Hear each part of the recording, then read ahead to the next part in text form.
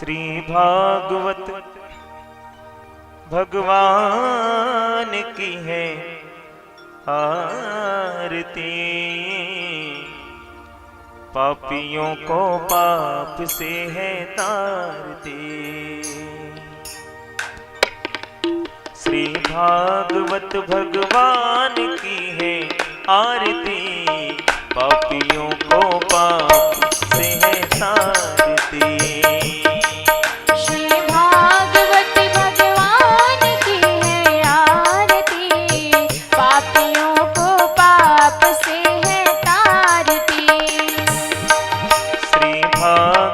भगवान की है आरती। पापियों को पाप से है तारती। श्री भागवत भगवान की है आरती। पापियों को पाप से है तारती।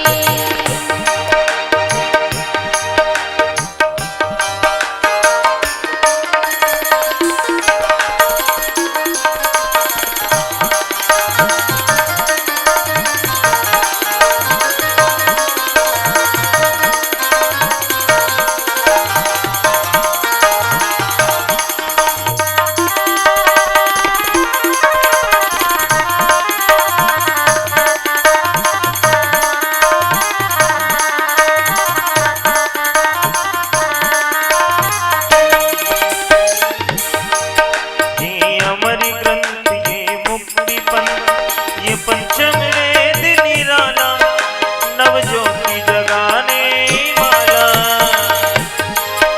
ये अमर ग्रंथ ये मुक्ति पंथ ये पंचम वेद निराला नव ज्योति जगाने वाला।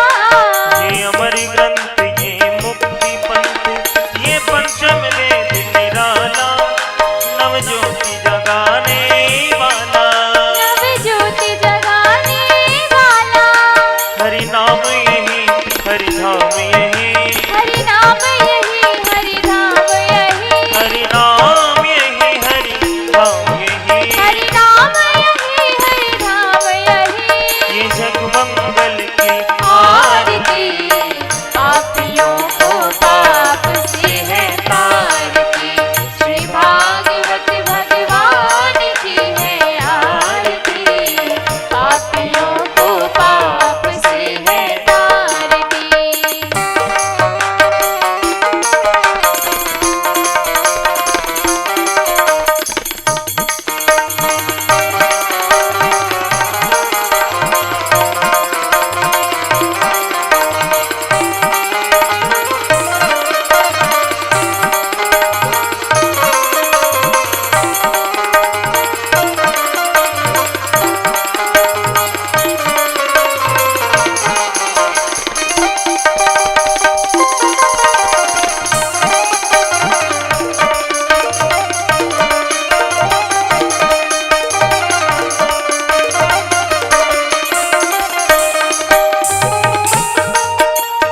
शांति गीत पावन पुनीत पापों को मिटाने वाला हरि दर्श कराने वाला। ये शांति गीत पावन पुनीत पापों को मिटाने वाला हरि दर्श कराने वाला। ये शांति गीत पावन पुनीत पापों को मिटाने वाला हरि दर्श कराने वाला। ये सुख करनी ये दुख हरणी। ये सुख करनी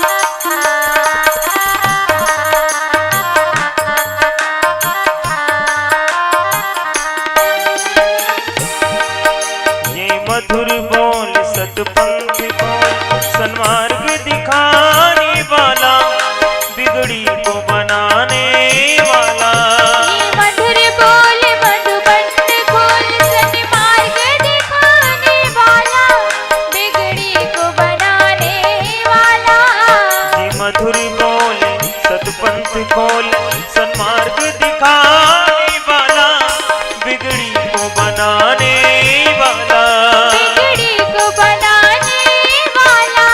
श्री राम यही घनश्याम यही, श्री राम यही घनश्याम यही, श्री राम यही मेरे श्याम यही, मेरे राम यही मेरे श्याम यही। प्रभु की महिमा की आरती, पापियों को पाप से है तारती, श्री भागवत भगवान की है आरती। पापियों को पाप से है तारती, श्री भागवत भगवान की है आरती। पापियों को पाप से है तारती, पापियों को पाप से है तारती। पापियों को पाप से है। जलेन शीतलीकरणं पुष्पै देवाभिवन्दनम्, आरोग्यार्थे आत्माभिवन्दनम्। मंत्रपुष्पाञ्जलिः। ॐ यज्ञेन यज्ञमयजन्त देवास्तानि धर्माणि प्रथमान्यासन्, ते हनाकं महिमानः सचन्त्र्येत्र पूर्वे साध्याः सन्ति देवा। नानासुगन्धिपुष्पाणि यथा कालोद्भवानि च, पुष्पाञ्जलिर्मया दत्त्वा गृहाण परमेश्वर, गृहाण जगदीश्वर। मंत्रपुष्पाञ्जलिं समर्पयामि। बोली श्रीमद्भागवत महापुराण की, राधा माधव सरकार की, बांके बिहारी लाल की जय। जय श्री राधे।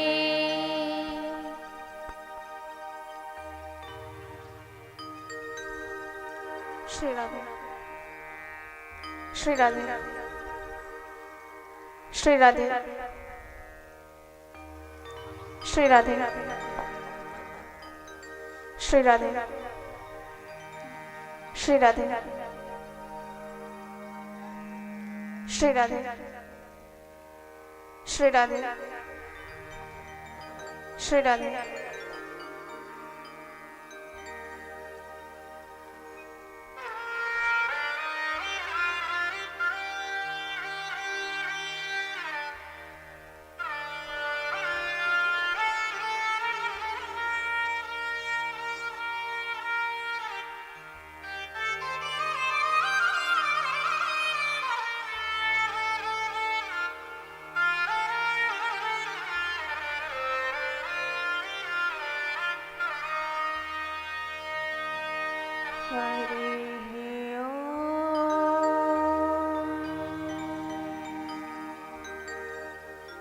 श्री गणेशाय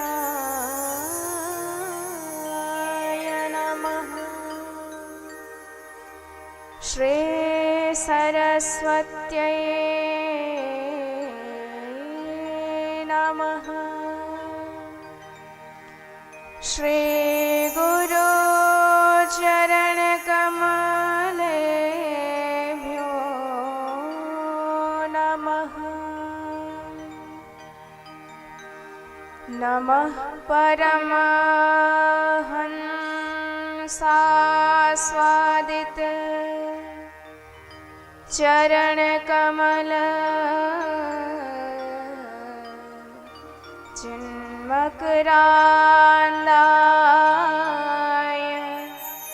भक्तजन मानस निवासाय श्री रामचन्द्राय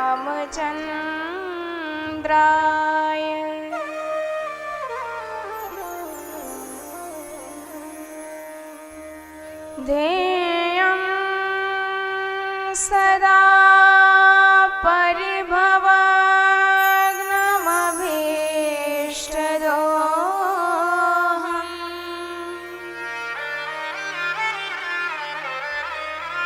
तीर्थास्पदं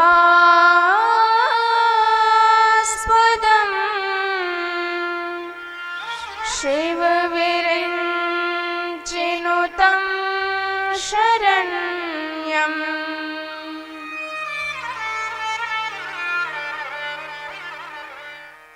भृत्यार्तिहं प्रणतपालभवाब्धिपोतम्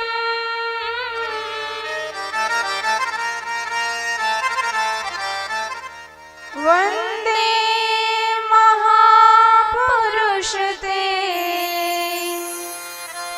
चरणारविन्दम्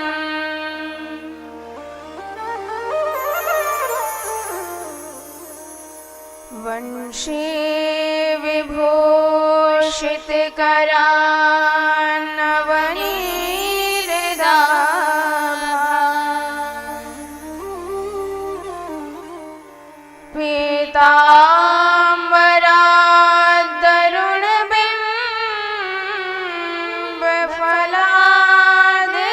पीताम्बरादरुणबिम्बफलादरोष्ठा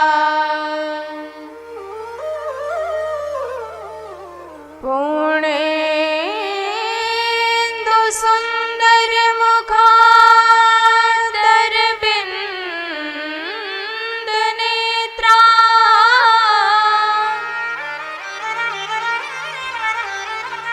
कृष्णात् परं किमपि तत्त्वमहं न जाने।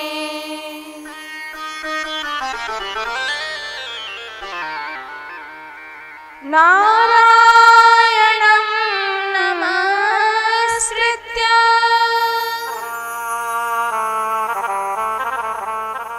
नरं चैव नरोत्तमम्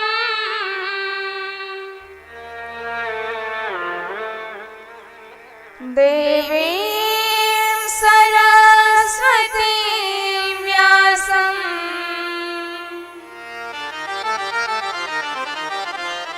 ततो जयमुदीरये।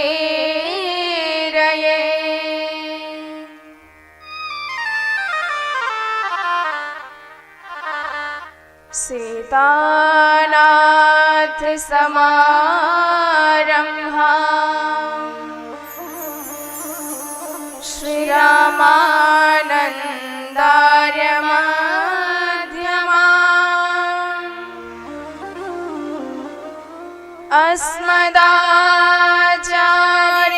अस्मदाचार्यपर्यन्ता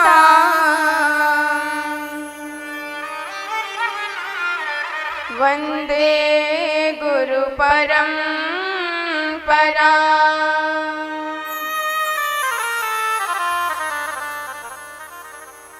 गौराङ्गं रसमयं नित्यम्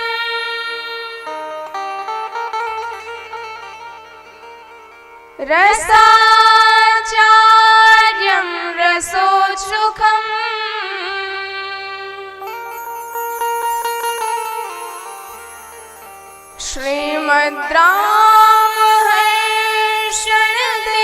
श्रीमद्रामहर्षणदेवाख्यम्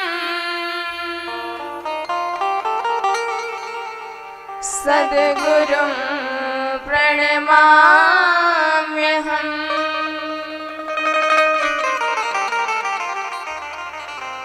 दिव्यं दिव्यकथाकारं दिव्यतेजसमन्वितं श्रीश्यामसुन्दरदेवाख्यं सद्गुरुं प्रणमाम्यहम्।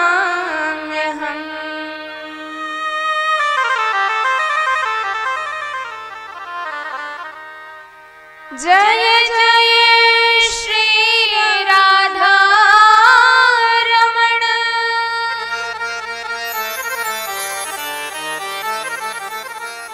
जय जय नवल किशोर।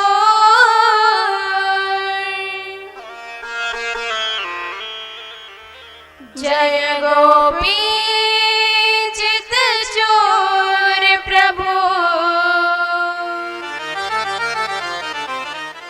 जय जय माखन चोर, जय जय माखन चोर। बोले श्रीमद् भागवत महापुराण की जय हो। सीताराम भगवान की जय हो। राधे श्याम भगवान की जय हो। आइए अपने मन और वाणी को पवित्र करने हेतु भगवान श्री सीताराम जी के चरणार विंदों में मन को समर्पित करते हैं।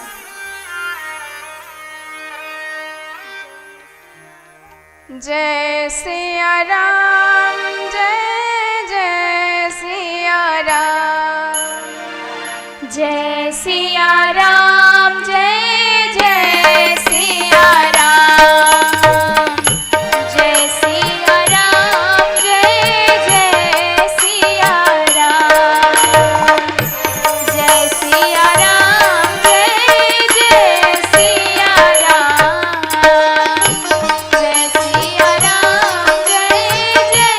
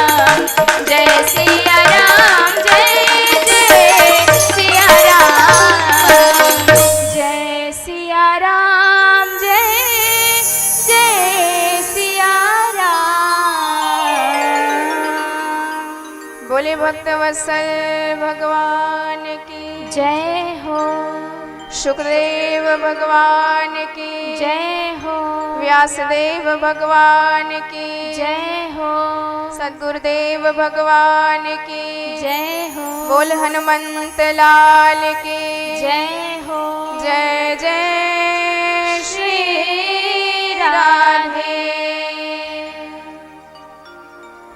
योऽन्तः प्रवेश्य मम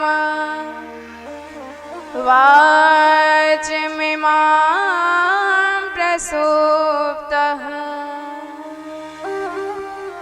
संजीवयत्यखिलशक्तिधरः स्वधाम्नः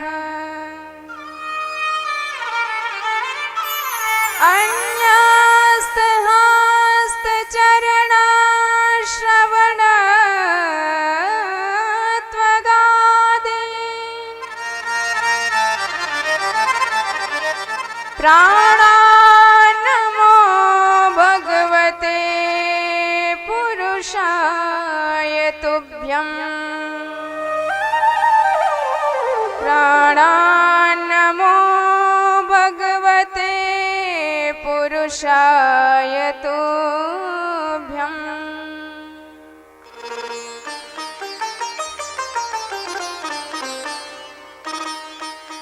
भगवती महाकाली के परम कृपा से आयोजित परम मंगलमय इस श्रीमद् भागवत मंदाकिनी में सम्मिलित होकर अपने जीवन को कृतार्थ कर रहे हमारे परम सौभाग्यशाली एवं परम स्नेही समस्त यजमान परिकर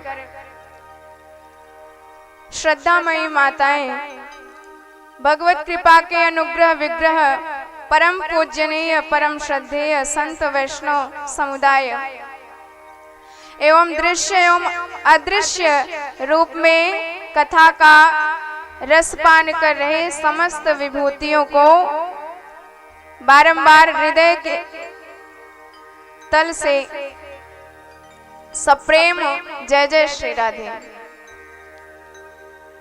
भगवान की अहैत की कृपा होती है तब जाके हम येन केन प्रकारेण संसार के समस्त प्रपंचों से मुक्त होकर भगवत शरण में आते हैं, वरना जीव लाख प्रयास कर ले पर कुछ ना कुछ बाधा आ जाती है जिससे वह धर्म से च्युत हो जाता है, भगवत प्रेम से दूर हो जाता है। भगवान स्वयं कहते हैं यमी वैश वृणते तेन लभ्यः। भगवान कहते हैं मैं जिसका वर्ण करता हूँ वही मेरे पास आ सकता है। यदि जीव अपनी इच्छा से आना चाहे तो कभी नहीं आ सकता। भगवान कहते हैं हमारी इच्छा होती है, मैं कृपा बरसाता हूँ तब जीव संसार से मुक्त होकर मेरी शरण में आता है और भगवान की ही कृपा बरसती है तब जाके हम भगवान के गुणगणों का गायन कर पाते हैं। योऽन्तः प्रविश्य मम वाचमिमां प्रसुप्तः, जो हमारे हृदय भवन में प्रविष्ट हो जाते हैं तो वाणी जागृत हो जाती है, स्वर प्रवाहित हो जाता है। अन्यस्य हस्त चरण श्रवणत्व गादीन, केवल वाणी ही नहीं शरीर के जितने भी अंग कार्यरत हैं सब में वही परब्रह्म परम शक्ति के रूप में कार्य कर रहे हैं, सब में वही समाया हुआ है। यदि उनकी कृपा हो जाए तो मूक भी बोल पड़ता है, लंगड़ा भी दौड़ करके पहाड़ पर चढ़ जाता है। ये भगवान की कृपा ही होती है। इसलिए ऐसे परम कृपालु परम दयालु भगवान की शरणागति ग्रहण करते हैं, जिससे जो भी बाधाएं हमारे ऊपर आए सब हमारे सरकार दूर कर दें और हम बड़े प्रेम से बड़े भाव से भगवान की कथा का रसपान कर सकें। बोलिए भक्त वत्सल भगवान की। जय हो। तो कल आपने श्रवण किया कैसे महाराज परीक्षित पर संकट आया, ब्राह्मण का श्राप लगा 7 दिन में मरने का, सर्पदंश कर लेगा। कल्याण का उपाय खोज रहे थे, बड़े बड़े संत आए, बड़े बड़े विद्वान आए, पर कोई समुचित उत्तर नहीं दे पाया कि क्या करना है। पर साक्षात भगवान ही भक्त पर कृपा करने के लिए व्यास नंदन सुखदेव के रूप में प्रकट हो गए, उनका उद्धार करने के लिए। बोलिए सुखदेव भगवान की जय हो। तत्रा भवत भगवान व्यास पुत्रो, साक्षात भगवान ही व्यास पुत्र के रूप में आए हैं। अरे सुखदेव भगवान का तो अवतार ही उपकार के लिए हुआ है, परम उपकारी हैं, परम उद्धार करने वाले हैं। जब ये प्रकट हुए थे तो सीधे वन को जाने लगे। पिताजी बारंबार पीछे से बेटा बेटा कह के पुकार रहे हैं, पर ये आवाज पर ध्यान ही नहीं देते। जब ये व्यास जी बेटा कहते हैं तो वृक्षों में टकरा के उसकी प्रतिध्वनि आती है, बेटा। मानो वृक्ष कहना चाहते हैं कि अरे व्यास जी, संसार में जन्म ही हुआ है उपकार करने के लिए। हमने अपने कितने बेटों को संसार के लिए दान दे दिया है उपकार करने के लिए। वृक्ष के बेटे क्या हैं? फल।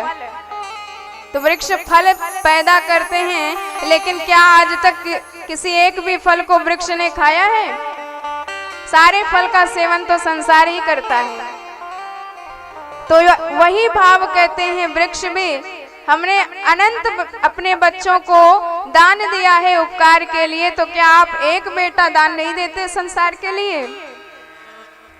संसार का भी परम कल्याण हो जाएगा, उद्धार हो जाएगा, यदि सुखदेव जी के मुखार बिंदों से प्रकट श्रीमद् भागवत मंदाकिनी का प्रवाह हो गया इस संसार में।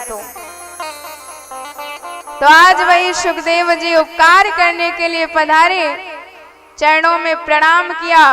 सविष्णु रातो तिथय आगताय तस्मै सपत्न्या शिरसा जहारम। चरणों में प्रणाम करके एक ही प्रश्न किया, अतः पृच्छामि संसिद्धिं योगिनां परमं गुरुं पुरुषस्येह यत्कार्यं म्रियमाणस्य सर्वथा। प्रश्न किया, 7 दिन में मरने वाले प्राणी को क्या करना चाहिए? बड़ा भव्य, बड़ा दिव्य प्रश्न किया। सुखदेव जी तो प्रश्न सुनकर ही मुग्ध हो गए, परमानंद में मग्न हो गए, धन्य धन्य बोल उठे। उन्होंने कहा कि आपका प्रश्न इतना उत्तम है, इसके बारे में क्या कहा जाए। सर्वप्रथम सुखदेव भगवान के मुखार बिंदों से वाणी निकली तो वह वकार शब्द निकला। वरियाने श्रुते प्रश्न कृतो लोकहितो नृप आत्मवेसम्मतं पंसा यतो भक्तिर अधोक्षजे।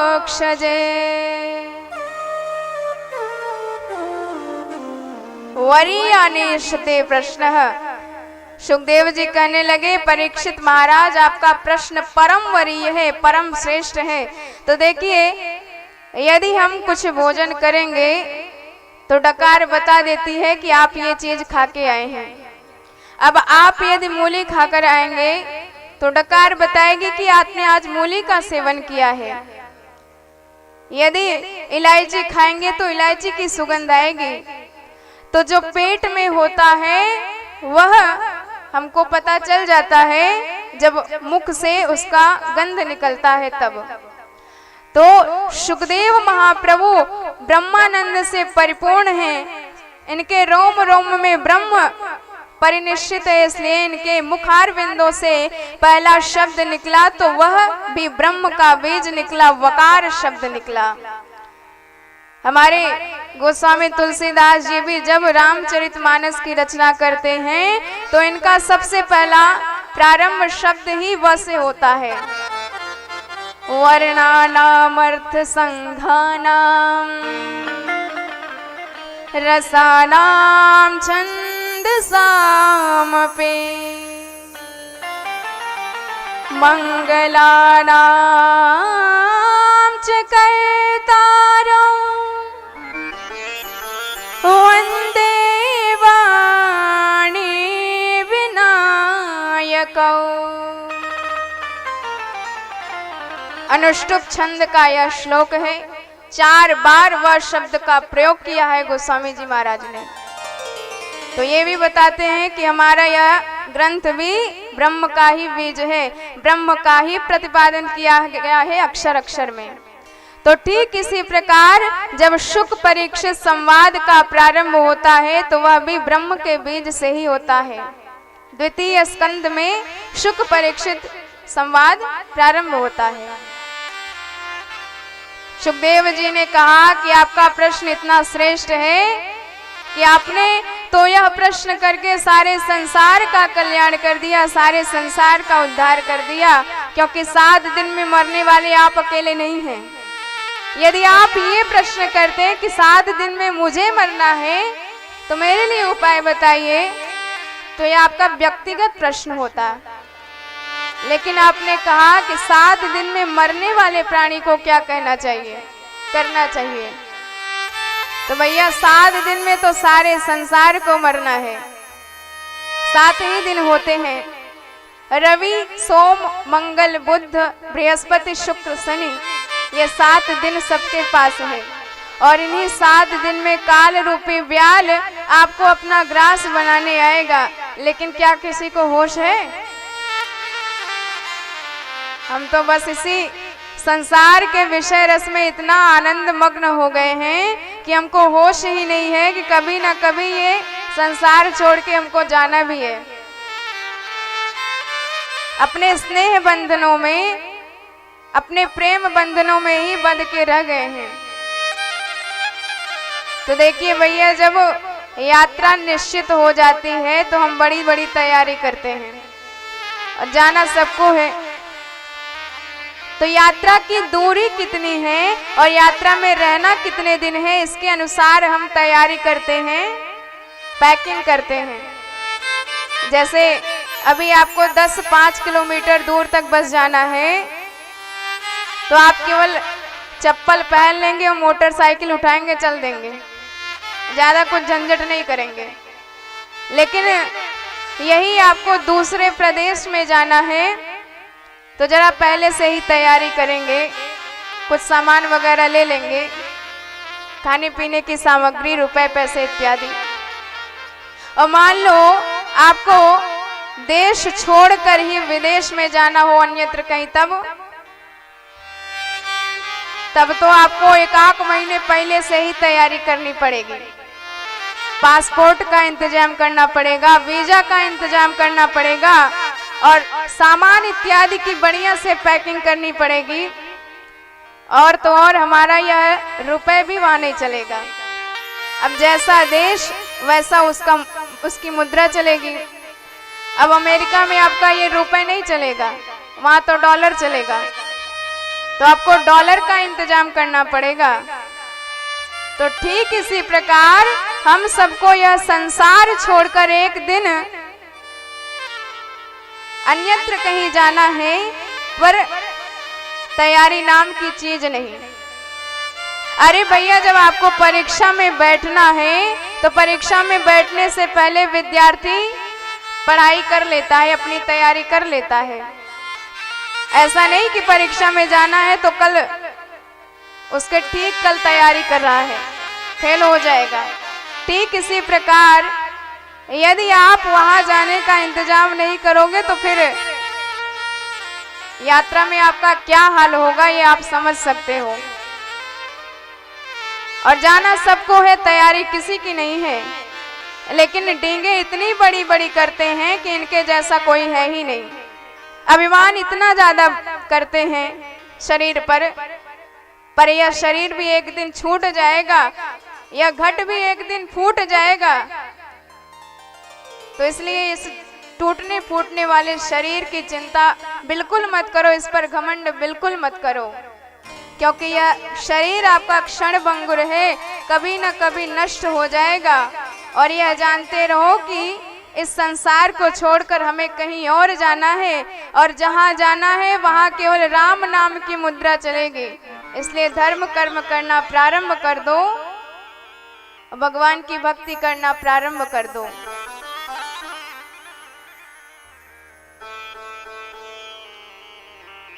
देवाचार थे हया राजन व्यवायेन चवावयः निद्रया वियते व्यक्तम् कुटुंब भरणेन वा। केवल हम इस शरीर के और शरीर के रिश्तेदारों के पालन पोषण में पूरी जिंदगी गुजार देते हैं। हमारे पास कोई गारंटी कार्ड नहीं है कि हमारा शरीर इतने दिन टिकेगा, कब कौन सा क्षण हमारा अंतिम हो जाए यह भी हमको पता नहीं है। फिर भी अभिमान पे अभिमान किए जाते हैं। कोई कहता है सोने का महल बनाएंगे, कोई कहता है शहंशाह हम बन जाएंगे, पर कभी न समझे इस जीव की क्या औकात है। 4 दिन की चांदनी फिर अंधेरी रात है। अरे बंद करके मुट्ठी गर्भ में किया इकरार क्या, हरि के भजन की क्या अब तुझे नहीं दरकार क्या। उस बड़े से दरबार में मुख कौन सा दिखलाएगा, बंद हाथों आया था और खाली हाथों जाएगा। यही इस जीव की सत्यता है, और इसका ज्ञान आपको हो जाए तो हमारा जीवन अपने आप इन सब प्रपंचों से मुक्त हो जाएगा। तो बड़े भाव से समझाया तो परीक्षित महाराज कहते हैं कि गुरुदेव ये बताइए कि हमको तो 7 दिन में ही मरना है, हम कौन सी तैयारी करें। और इस पर सुखदेव जी मुस्कुराकर कहने लगे, अरे महाराज 7 दिन कम होते हैं क्या। तस्मात् भारत सर्वात्मा भगवान ईश्वरो हरिः श्रोतव्यः कीर्तितव्यश्च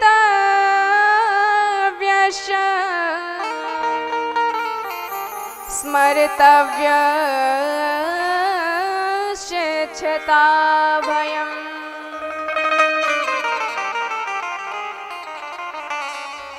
सुखदेव जी कहते हैं, परीक्षित यदि तुमने 3 रास्ते अपना लिए तो फिर इस जन्म मृत्यु के चक्कर से मुक्त हो सकते हो। इस संसार से बचने का एक ही उपाय है, और वह उपाय है भगवान के चरणों में दृढ़ प्रेम होना। पर हमारा दृढ़ प्रेम भगवान के चरणों से होता ही नहीं है, तो प्रेम लगाए कैसे सरकार के चरणों में। एक ही उपाय है, और वह उपाय यह है कि भगवान की आप कथा का श्रवण करें। श्रोतव्यः कीर्तितव्यश्च स्मर्तव्यश्चेच्छता भयम्।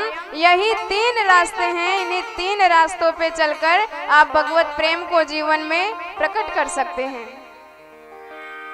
तो पहले भगवान की मंगलमयी कथा का श्रवण करो, क्योंकि जब तक किसी के बारे में जानकारी नहीं होती है तब तक हमारा मन उसके लिए मुड़ता ही नहीं है।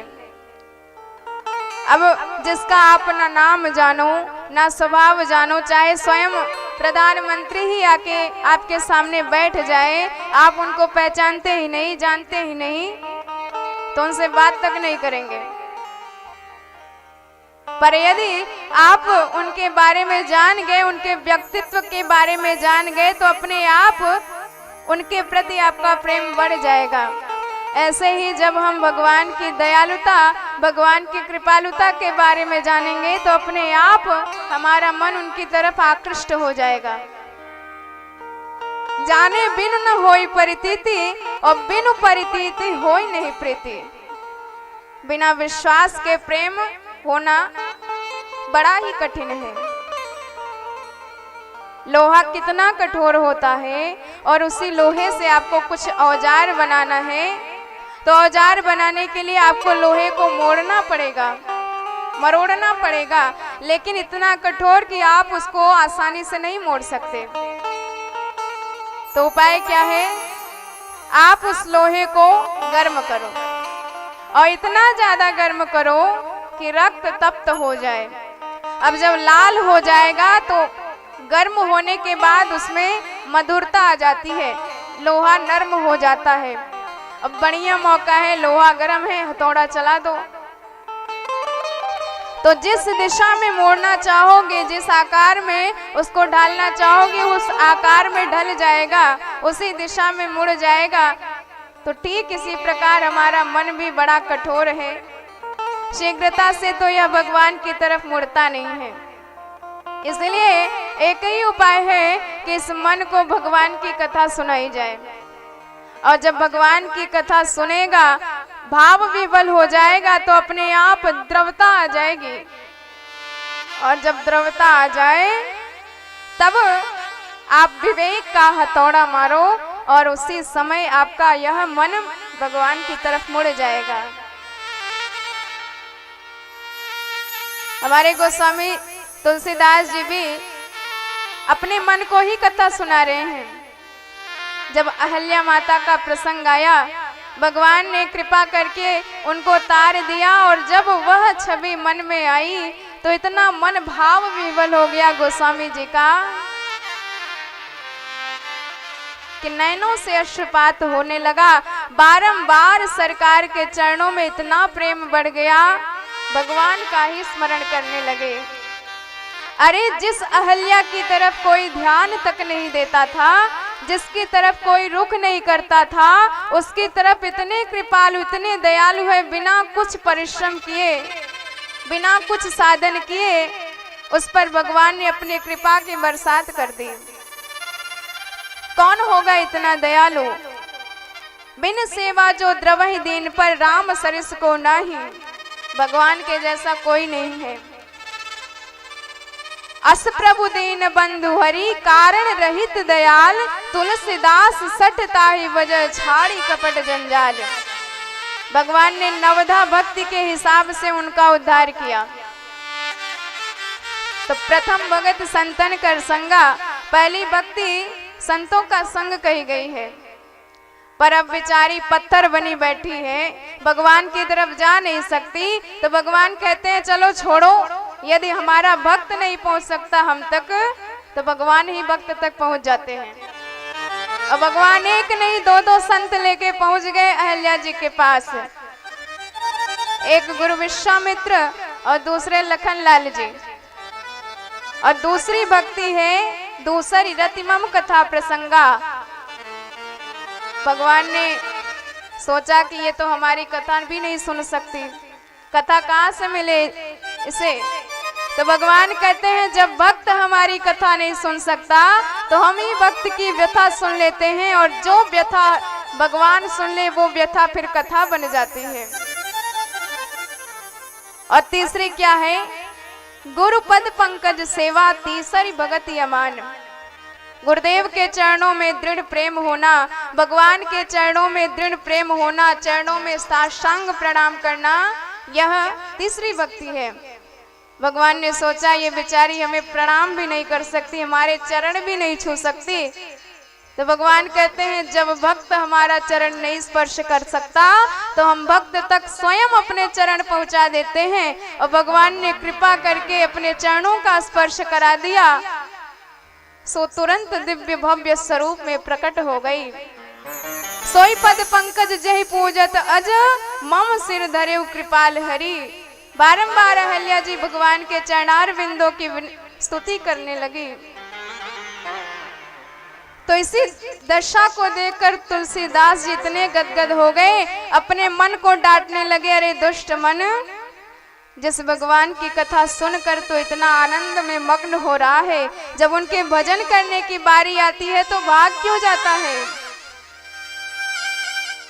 तो ठीक इसी प्रकार पहले भगवान की कथा सुने और दूसरी श्रोतव्यः कीर्तितव्यश्च स्मर्तव्यश्चेच्छता भयम्। तो दूसरी भक्ति है कीर्तितव्यश्च, दूसरा रास्ता। तो पहले भगवान की कथा सुनो, फिर भगवान की कथा सुन के सुनाओ, क्योंकि जब तक सुनेंगे नहीं तब तक सुनाने लायक कभी नहीं बनेंगे। इसलिए पहले निराभिमानी होकर भगवान की कथा का श्रवण करें, क्योंकि जो डूब जाता है वही दूसरे को डुबाने में समर्थ हो सकता है। और हमेशा सुनने की बारी पहले नंबर पे आती है, सुनाने की बारी दूसरे नंबर पे आती है। सुनना पहला नंबर है। तो इसीलिए सुनने वाले बोलने वाले से ज्यादा श्रेष्ठ माने जाते हैं। अब आप कहेंगे कि व्यास जी तो चौकी पे बैठी हैं और हम जमीन पर बैठे हैं, तो श्रेष्ठ तो वही हुए। तो जरा ये बताइए, जो चौकी पर बैठा है उसे चौकीदार कहा जाता है, पर जो जमीन पर बैठा है उसे क्या कहा जाएगा? जमींदार। तो बताओ चौकीदार और जमींदार में कौन बड़ा है? तो सुनने वाले हमेशा श्रेष्ठ माने जाते हैं। और जब सुना लो और सुनने और सुनाने वाला जब कोई ना मिले तो फिर तीसरा रास्ता है स्मर्तव्यश्चेच्छता भयम्। एकांत में भगवान का ही ध्यान लगाएं आप, क्योंकि जब भगवान का ध्यान लगाएंगे तो उस अमृत रस में आप पूर्ण रूप से डूब जाएंगे, और डूब जाएंगे तो फिर आपको परमानंद प्राप्त होगा। और डूबने का यही एक संकेत है कि आप पूर्ण रूप से डूबे हैं कि नहीं। तो इसका एक ही संकेत है कि यदि आप पूर्ण रूप से डूब जाएंगे तो आपकी वाणी मूक हो जाएगी। जैसे कोई कहता है कि हम डूब गए, बचाओ बचाओ, तो अभी उसके डूबने में कसर है, क्योंकि यदि वह डूब गया होता तो बोल ही नहीं पाता। अभी बोल रहा है, वाणी मुखरित है, इसका मतलब है कि अभी डूबने में कसर है। जिस दिन डूब जाएगा बोल नहीं पाएगा। तो ऐसे जो भगवान के ध्यान में मस्त होकर डूब जाते हैं तो फिर वो बता नहीं सकते कि हमको कितना आनंद मिला है, कितना हम मस्त हो गए हैं। अरे भगवान की कथा ही इतनी दिव्य है परीक्षित, विषयानंद की चले क्या, ब्रह्मानंद भी भगवान की कथा के आगे फीकी पड़ जाती है। मुझे देखो, मैं ब्रह्मानंद में मस्त था, लेकिन जैसे ही भगवान के केवल स्वभाव का और स्वरूप का हमने श्लोक सुना तो हम इतना आकर्षित हो गए, सारा ब्रह्मानंद हमारा छूट गया। परिनिश्चितोऽपि नैर्गुण्या उत्तम श्लोक लीलया गृहीत चेता राजर्षे आख्यानम यदधीतवान। हम तो कहते हैं 7 दिन तो तुम्हारे पास बहुत है, तुम्हारी मुक्ति के लिए एक मुहूर्त काफी है। मुहूर्तात् सर्वमुत्सृज्य गतवान वयम हरिः तवाप्ये तर्हि कौरव्यम सप्ताहम जीवितावधि। और जब इतनी बात कही तो परीक्षित महाराज का सारा भय दूर हो गया। देखिए भैया, ये डॉक्टरों की अपनी अपनी विशेषता है। कई डॉक्टर इतने कुशल होते हैं, इतनी प्यारी प्यारी इतनी मीठी मीठी बातें करते हैं कि रोगी का सारा भय सारा रोग तो आधा बातों से ही दूर हो जाता है। और कई डॉक्टर इतने ज्यादा खतरनाक होते हैं, बातों से ही इतना ज्यादा भ्रमित कर देते हैं कि रोगी तो आधा वैसे ही मर जाता है। इतना बड़ा ऑपरेशन होगा, ऐसी ऐसी सुइयां लगेंगी, इतना इतना खर्चा होगा, रोगी की तो वैसे ही हार्ट फेल हो जाए। पर धन्य है सुखदेव महाप्रभु का आत्मविश्वास कि मात्र 16 वर्षीय सुखदेव जी ने कहा कि आपके पास 7 दिन तो बहुत ज्यादा है, मुक्ति के लिए तो 1 मुहूर्त काफी है। 3 सूत्र फिर से बताया और कहा कि यदि ये तुमने कर लिया तो अपने आप हमारा मन भगवान के चरणों में मुड़ जाएगा। जितासनो जित श्वासो जित संगो जितेन्द्रियः स्थूले भगवते रूपे मनः संधारये धिया। तो पहले जितासन बनो। जितासन अर्थात आप जिस आसन में अपने लिए अनुकूल मानते हैं उसको आप जीतो, क्योंकि यदि आप आसन नहीं जीतेंगे तो जरा सा भी बैठेंगे 5 मिनट में आपका पैर दर्द करने लगेगा, कमर दर्द करने लगेगा, तो आप चाह कर भी एकांत में बैठकर भगवान का भजन नहीं कर पाएंगे। इसलिए आसन जीतने के अभ्यासी बने। और दूसरी बात, जिता श्वासो, श्वास पर नियंत्रण करें, क्योंकि यदि श्वास पर नियंत्रण नहीं रहेगा तो जैसे क्रोध में सर्प फुफकारने लगता है ऐसे ही आपकी भी हालत हो जाएगी। और तीसरी बात, जित संगो। देखिए, शरीर के 2 साथी कहे जाते हैं, एक संगी और साथी। तो जिसका केवल शरीर से साथ हो उसे साथी कहा जाता है, और जिसका मन से साथ हो उसे संगी कहा जाता है। तो शरीर वाले तो अपने आप छूट जाएंगे, लेकिन ये जो मन के साथी हमने बना लिए हैं, मन के संगी नहीं छूटते।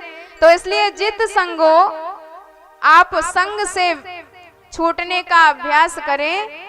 और चौथी बात, जितेंद्रिय, अपने समस्त इंद्रियों पर आप विजय प्राप्त करें। हमारी इंद्रियां हमारे अनुसार चले, ऐसा नहीं कि हम इंद्रियों के अनुसार चलना प्रारंभ कर दें।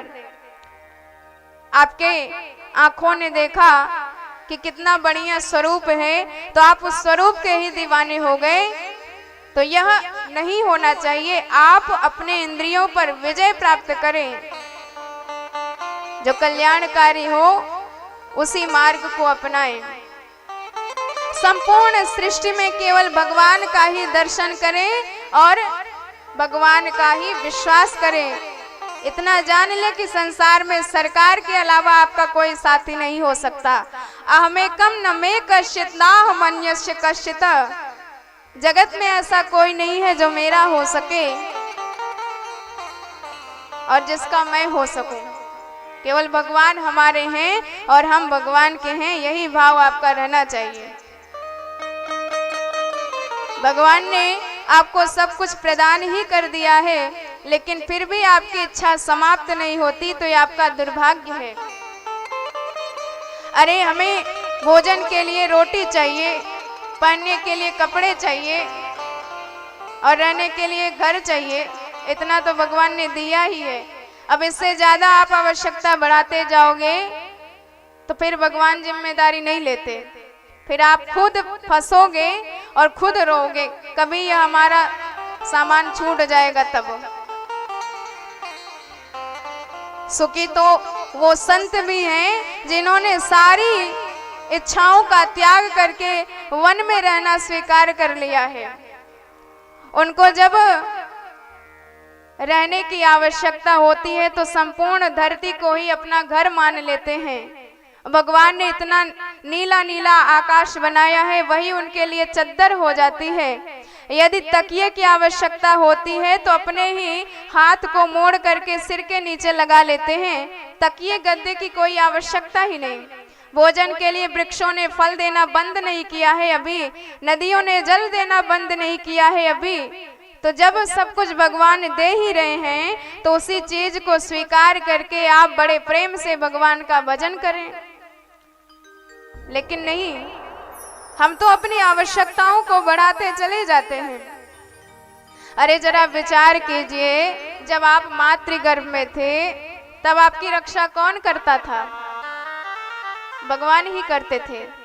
मातृगर्भ में आप्यायनी नाम के नाड़ी से आपके शरीर को जोड़ दिया, सारा रस उसी नाड़ी के द्वारा आपको प्राप्त हो रहा है। जब आवश्यकता समझी भगवान ने प्रसूति वायु के द्वारा आपको मातृगर्भ से बाहर कर दिया, माँ के स्तनों में दुग्ध का दिव्य संचार कर दिया। संसार में जितने बच्चे पैदा हुए भगवान ने उनको दूध पिलाने की जिम्मेदारी ले रखी है। भगवान ने सबको दूध दिया है क्योंकि ये क्षीर सिंधु में निवास करते हैं। तो चिंता किस बात की है आपको? जब भगवान स्वयं विश्वम्भर हैं तो किस बात की चिंता करते हैं आप? का चिंता मम जीवने यदि हरे विश्वम्भरो गीयते नो चेदैवक जीवनाय जननी स्तन्यं पयं निर्मये। तो जब भगवान ने जिम्मेदारी उठा ही ली है अपने हाथ में, तो सारी जिम्मेदारी आप भी भगवान के हाथों में छोड़ के निश्चिंत हो जाएं। भगवान ने सोचा कि थोड़ा बड़ा हो गया है, कुछ खाने की आवश्यकता है, लेकिन अभी इतना ज्यादा शरीर में सामर्थ्य नहीं है पचाने की, तो भगवान ने छोटे छोटे दूध के दांत दे दिए। थोड़ा थोड़ा खाओ और प्रसन्न रहो। जब दांत नहीं तब दूध दिए, अब दांत दिए तो कुछ और भी देंगे। तो भगवान ने जब दांत की व्यवस्था कर दी तो आपके लिए भोजन पानी का भी इंतजाम कर लिया। प्रकृति के द्वारा निर्मित कितने सारे व्यंजन आपको मिल जाते हैं खाने के लिए, पर हम इन सब की समीक्षा नहीं करते हैं। थोड़ी सी विपत्ति आई तो भगवान पर ही दोषारोपण करने लगते हैं। ऐसा भाव आपका नहीं होना चाहिए। भगवान ने पैदा होने से लेकर मरने तक की जिम्मेदारी अपने हाथ में ली है, तो आपका कर्तव्य है कि प्रेम से भगवान का भजन करें और मस्त रहें। और जो मानव शरीर प्राप्त करके भी भगवान का भजन नहीं करता, फिर उसके समान दुष्ट और मूर्ख कोई नहीं होगा, दुर्भाग्यशाली कोई नहीं होगा। फिर सुखदेव जी ने बताया कि किस किस कामना से किस किस देवताओं का पूजन करना चाहिए। यदि अन्न की कामना है तो अन्नपूर्णा माता की उपासना करो। यदि रूप की कामना है तो गंधर्वों का। यदि दाम्पत्य जीवन सुखमय चाहते हो तो माता गौरी की उपासना करो। यदि विद्या चाहते हो तो भोलेनाथ की उपासना करो। लेकिन यदि कुछ नहीं चाहते और सब कुछ चाहते हो तो भगवान नारायण की उपासना करो। अकामः सर्व कामो वा मोक्ष कामो उदारधि तीव्रेण भक्ति योगेन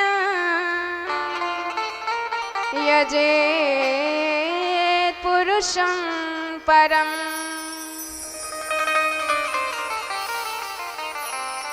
और जो भगवान का भजन नहीं करता उसे 4 पशुओं की उपमा दी गई है। स्वविट्वराहोश्रकरै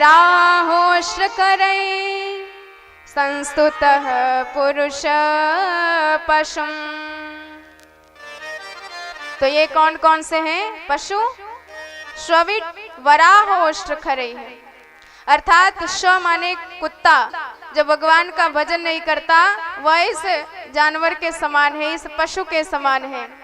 जैसे कुत्ते दिन रात गाली गलौज करते रहते हैं, एक दूसरे के ऊपर भौंकते रहते हैं, ठीक इसी प्रकार हमारी भी स्थिति हो गई है। और दूसरी उपमा विट बराह, जंगली सुअर। इसका पेट इतना बड़ा हो गया है, दिन रात उल्टा सीधा खाता रहता है, लेकिन कभी भी पेट की आग बंद ही नहीं होती। तृष्णा की आग उत्तरोत्तर बढ़ती जाती रहती है। हमारी भी स्थिति यही हो गई है।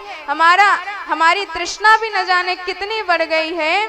दिन रात बेईमानी करके, चोरी इत्यादि करके, उल्टा सीधा कहीं से भी कुछ न कुछ लाते रहते हैं, लेकिन फिर भी संतुष्टि नहीं मिलती। पूरा जीवन इसी में गुजार देते हैं। तो हम में और इसमें क्या अंतर रह गया। तीसरी उपमा दी ऊंट की। जैसे ऊंट सिर उठा के चलता है, इसने सिर नीचा करना कभी सीखा ही नहीं। तो हमें भी थोड़ा सा विद्या मिल जाता है, थोड़ा सा गुण मिल जाता है, थोड़ा सा धन मिल जाता है, मान मिल जाता है, बड़ाई मिल जाती है, संपत्ति मिल जाती है, तो गर्वेण तुंग शिरः, हम भी ऊंट के जैसा अभिमान में सिर उन्नत करके चलने लगते हैं। और ऊंट देखता है तो बड़ा प्रसन्न होता है, भैया शरीर चाहे जैसा हो, बाकी चाल ढाल बिल्कुल हमारे ही जैसी है। हम भी मुंह उठा के चलते हैं और ये भी मुंह उठा के चल रहे हैं। तो निराभिमानी होना चाहिए जीव को। और चौथी उपमा दी खरई है, गधे की उपमा दी। पूरी जिंदगी गुजार दी मालिक के लिए सेवा करते हुए, कभी भार ढोया, कभी ईंटें ढोई, कभी कुछ ढोया, ऐसे ढोते ढोते पूरी जिंदगी गुजार दी। पर जरा ये बताओ, आज तक किसी गधे को कोई इनाम मिला? जब भी मिला मालिक 2-4 डंडे ही लगाता था। यही हालत हमारी है। पूरी जिंदगी अपने कंधे पर संसार के भार को लेकर ढोते रहे। अब लेटे हैं खटिया पकड़े, कोई कह दे महाराज भजन करो, तो कांपते हुए स्वर से आवाज आती है कि नातिन की शादी और निपट जाती तो भजन ही करना था। अब घर वाले सोच रहे हैं कि ये निपट जाए तो बिटिया की शादी निपटाए। पता चला शादी हम तय कर दे और शादी के बीच में ही ये निपट ले, तो हमारा सारा काम बर्बाद हो जाएगा, सारा इंतजाम बर्बाद हो जाएगा। और ये इसी आशा में है, जब तक नातिन की शादी देख नहीं लेता तब तक भजन करूंगा नहीं। जब तक शरीर में नोट पानी रहता है तब तक परिवार वाले खूब सेवा करते हैं, खूब बादाम के हलवे खिलाए जाते हैं। और जहां परिजनों ने देख लिया कि किसी काम का नहीं है, ये दुनिया का नियम है, स्वार्थ लाग कर ही सब प्रीति। जब तक काम सिद्ध होता रहता है तब तक बड़ा प्रेम दिखाते हैं लोग। अब काम बंद हो गया, जान लिया कि इससे कोई काम सिद्ध नहीं हो सकता, तो सारा प्रेम एक क्षण में गायब हो जाता है। यही दुनिया का रंग है। और माता पिता को ही बांट दिया जाता है। मान लो 2 बच्चे हैं तो 1 महीना इनके यहाँ, 1 महीना उनके यहाँ। अब पता चला फरवरी का और जनवरी का महीना आ गया, तब देखो महाभारत। क्योंकि फरवरी में होंगे 28 दिन और जनवरी में जरा ज्यादा होंगे, तो लड़ाई होगी कि हमारे यहाँ ज्यादा कैसे टिकेंगे। तो ऐसी स्थिति संसार की हो रही है, फिर भी हमारी आंखों पर न जाने कौन सा पर्दा चढ़ा है, पर्दा खुल ही नहीं रहा है। तो यही बारंबार समझाया सुखदेव भगवान ने परीक्षित को, और कहा कि इन्हीं सब से असंग होकर भगवान के चरणों में दृढ़ प्रेम करना चाहिए। और मानव शरीर प्राप्त करके भी जो भगवान का भजन नहीं करता, जो आंखें भगवान का दर्शन नहीं करती, वो आंखें मोर पंख के समान व्यर्थ हैं। जो कान भगवान की कथा नहीं सुनते, वो कान सांप के बिल के समान बेकार है। जो वाणी भगवान के गुणगणों का गायन नहीं करती, वह वाणी मेढक के समान बेकार है, जैसे मेढक टर्राता रहता है। बिले बतो रुक्रम विक्रमान्ये न शृण्वते कर्णपुटे नरस्य जिह्वा सती दार्दुर केव सुत नचोप गायत्युर्गाय गाथा। अब इतना बताने के बाद प्रश्न किया परीक्षित महाराज ने, गुरुदेव ये बताइए भगवान इस सृष्टि की रचना कैसे करते हैं। सुखदेव जी को अचानक याद आया कि हमने कथा सुनानी प्रारंभ कर दी लेकिन अभी तक मंगलाचरण ही नहीं किया, और मंगलाचरण नहीं किया अब ये याद आ रहा है क्योंकि ये परमहंस हैं, इसलिए इनको तो कोई भान ही नहीं रहता कि हम कहाँ हैं, कैसे हैं, क्या कर रहे हैं। ये तो भगवान के मस्ती में मस्त रहते हैं।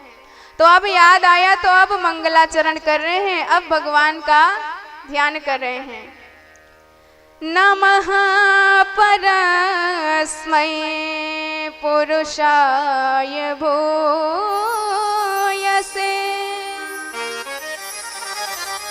सदुद्भवस्थान निरोध लीलया न निरोध लीलया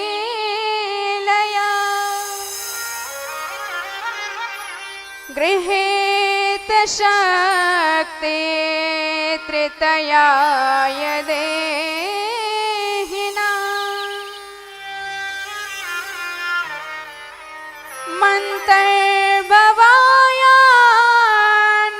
मन्तर्भवायानुपलक्ष्य वर्पणे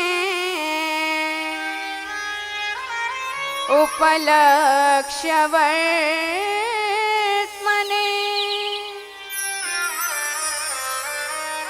सुखदेव जी कहते हैं जो भगवान सारी सृष्टि के कर्ता हैं, सारी सृष्टि के कारण हैं, जिनका नाम स्मरण मात्र करने से सारा दोष समाप्त हो जाता है, जिनका कीर्तन करने से मन में परम आनंद प्राप्त हो जाता है, ऐसे भगवान का हम बारंबार वंदन करते हैं।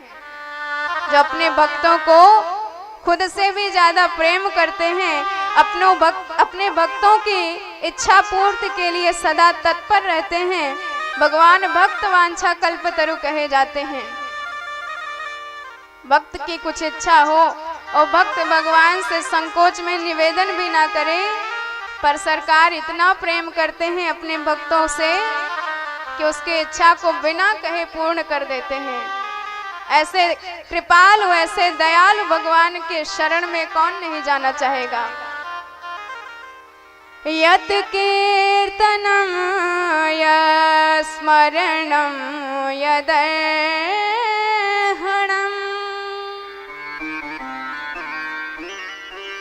यद्वन्दनं यस्मरणं यदीक्षणं स्मरणं यदीक्षणं।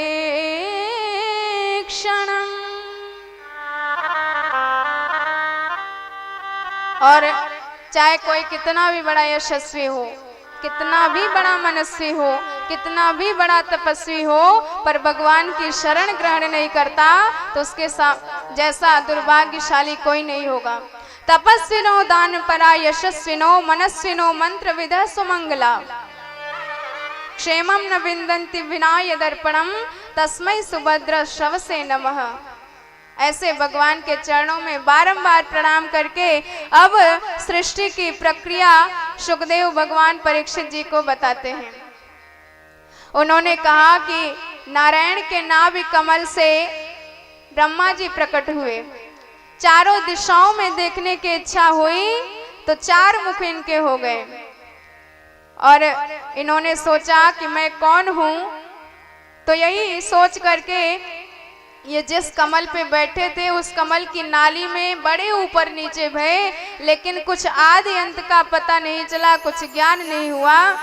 तो इनके हृदय में साक्षात भगवान की वाणी प्रकट हुई। स्पर्शे सुयत खोडशम एक विंशम, अर्थात स्पर्श शब्द का 16वां और 21वां अक्षर अर्थात त और प, तप करो। तो ब्रह्मा जी ने 1000 वर्ष तक तप किया, तब जाके भगवान ने चतुश्लोकी भागवत के रूप में ब्रह्मा जी को दिव्य ज्ञान प्रदान किया। अहमे वास में वाग्रे नान्ययत सत सत परम पश्चादहम यदेदच्च यो वशिष्येत सोस्म्य हम। भगवान कहते हैं इस संपूर्ण सृष्टि की रचना हमने करी है और संपूर्ण सृष्टि में जो बना है वह भी हम हैं और जिसने बनाया है वह भी हम हैं। ब्रह्मा जी ने कहा कि महाराज कुछ भी काम होता है तो उसके लिए निमित्त और उपादान कारण होता है। जैसे मान लीजिए घड़ा तैयार किया गया तो घड़ा मिट्टी से बना और उसको कुम्हार ने बनाया। ऐसे ही कुछ आभूषण तैयार हुआ, ज्वेलरी तैयार हुई तो उसके लिए सोना चाहिए और सुनार चाहिए। तो आपने इस जगत की रचना करी तो कुछ मटेरियल रहा होगा और कोई सहयोगी आपके साथ रहा होगा, पर भगवान कहते हैं इस संसार में जिसने बनाया वह सहयोगी भी हम ही हैं और जो बना वह मटेरियल भी हम ही हैं। अभिन्न निमित्तोपादान कारण भगवान हैं। जैसे मकड़ी अपने जाला का होती है, मकड़ी जाला बनाती है। अब जरा बताइए, वो जाला तो बनाती है लेकिन क्या रुई बाजार से खरीदने जाती है? बिल्कुल नहीं। अपने ही पेट से वह धागा तैयार करती है और खुद ही बुनकर तैयार कर देती है। ठीक इसी प्रकार भगवान भी इस सृष्टि के अभिन्न निमित्तोपादान कारण है। इसलिए इस जगत में जो कुछ दिखाई दे रहा है सब भगवान की ही विभूति है, सब भगवान के ही अंश हैं, सब में भगवान का ही स्वरूप बसता है। और इसलिए ना किसी से राग करे ना किसी से द्वेष करे, क्योंकि जब सब में भगवान ही हैं तो आप किसी का अपमान कर रहे हैं तो मतलब आप साक्षात भगवान का ही अपमान कर रहे हैं। यह ज्ञान हमें सर्वथा रहना चाहिए। और चतुर्थ श्लोक में बताया भगवान ने, ऋतेर्थम यत् प्रतीयेत न प्रतीयेत चात्मनि तद विद्यादात्मने माया यथा भासम तथा तमे। ब्रह्मा जी को बताया कि ब्रह्मदेव आप ये हमारी माया ले जाएं, क्योंकि ये हमारी माया बड़ी काम की चीज है। माया मतलब माँ का अर्थ होता है नहीं और या का अर्थ होता है जो है ही नहीं वही दिखा दे, वही है माया। तो भगवान कहते हैं इस संसार में जो नहीं होता है वही संसार हमको दिखा देता है, वही हमको दिखाई देता है। इसलिए इस माया से बचने का एक ही उपाय है कि आप माया के पति माधव की शरण में चले जाएं। इस जगत से अपना सारा रिश्ता तोड़ दें और अपना सारा रिश्ता भगवान से जोड़ दें, तब जाके आप माया से बच पाएंगे। तो आइए भगवान के चरणार बिंदों में अपने सारे संबंधों को हम जोड़ देते हैं। तो बड़े भाव से ताली की सेवा करते हुए आप सब भी प्रेम से गाइए, बोल भक्त वत्सल भगवान की जय हो। मैंने छोड़ी रे जगत की यारी, कन्हैया मेरा यार मिल गया, कन्हैया मेरा यार मिल गया, कन्हैया मेरा यार मिल गया। मैं तो भूल गई, मैं तो भूल गई, मैं तो भूल गई दुनिया सारी, कन्हैया मेरा यार मिल गया।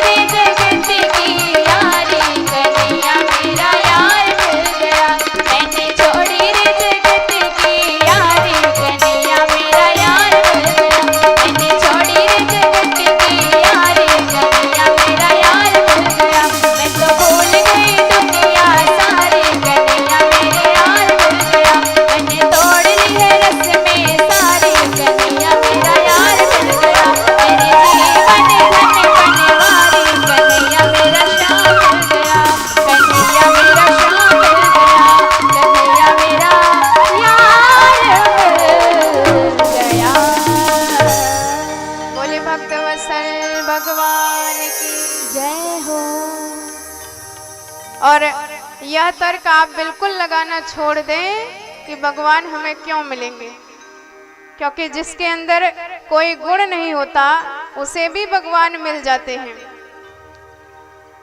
काफी लोग तो तर्क में बैठे रहते हैं कि हमें ये कमी है, हमें ये कमी है, भगवान कैसे मिलेंगे। तो भैया बहुतों को भगवान मिले हैं जिसमें कुछ नहीं था, जैसे व्याध्यस्या चरणं ध्रुवस्य च वयो विद्या गजेन्द्रस्य का किं जाते विदुरस्य यादवपते रुग्रस्य किं पौरुषः कुब्जाया किमुरूप तत्रमधिकम् किं तत्सुदाम्नो धनम् भक्त्या तुष्यति केवलं न च गुणैः भक्ति प्रियो माधवः।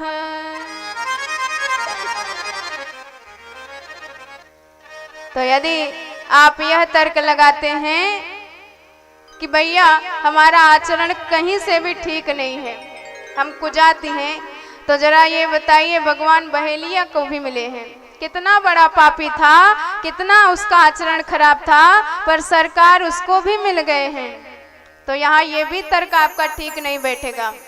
यदि आप ये कहें कि अभी तो हम बच्चे हैं, अभी तो हमारे खेलने खाने की उम्र है, तो जरा ये बताइए हमारे ध्रुव जी महाराज, हमारे प्रहलाद जी महाराज कितने बड़े थे, छोटी सी अवस्था में भगवान उनको भी प्राप्त हो गए। तो आप ये तर्क भी नहीं लगा सकते।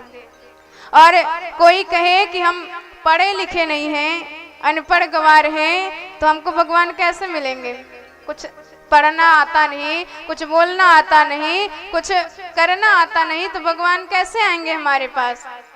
तो जरा ये बताइए गजेंद्र में कौन सा संस्कार था, कौन सी शिक्षा थी, कौन से विश्वविद्यालय से डिग्री हासिल करके आया था, भगवान उसको भी मिल गए।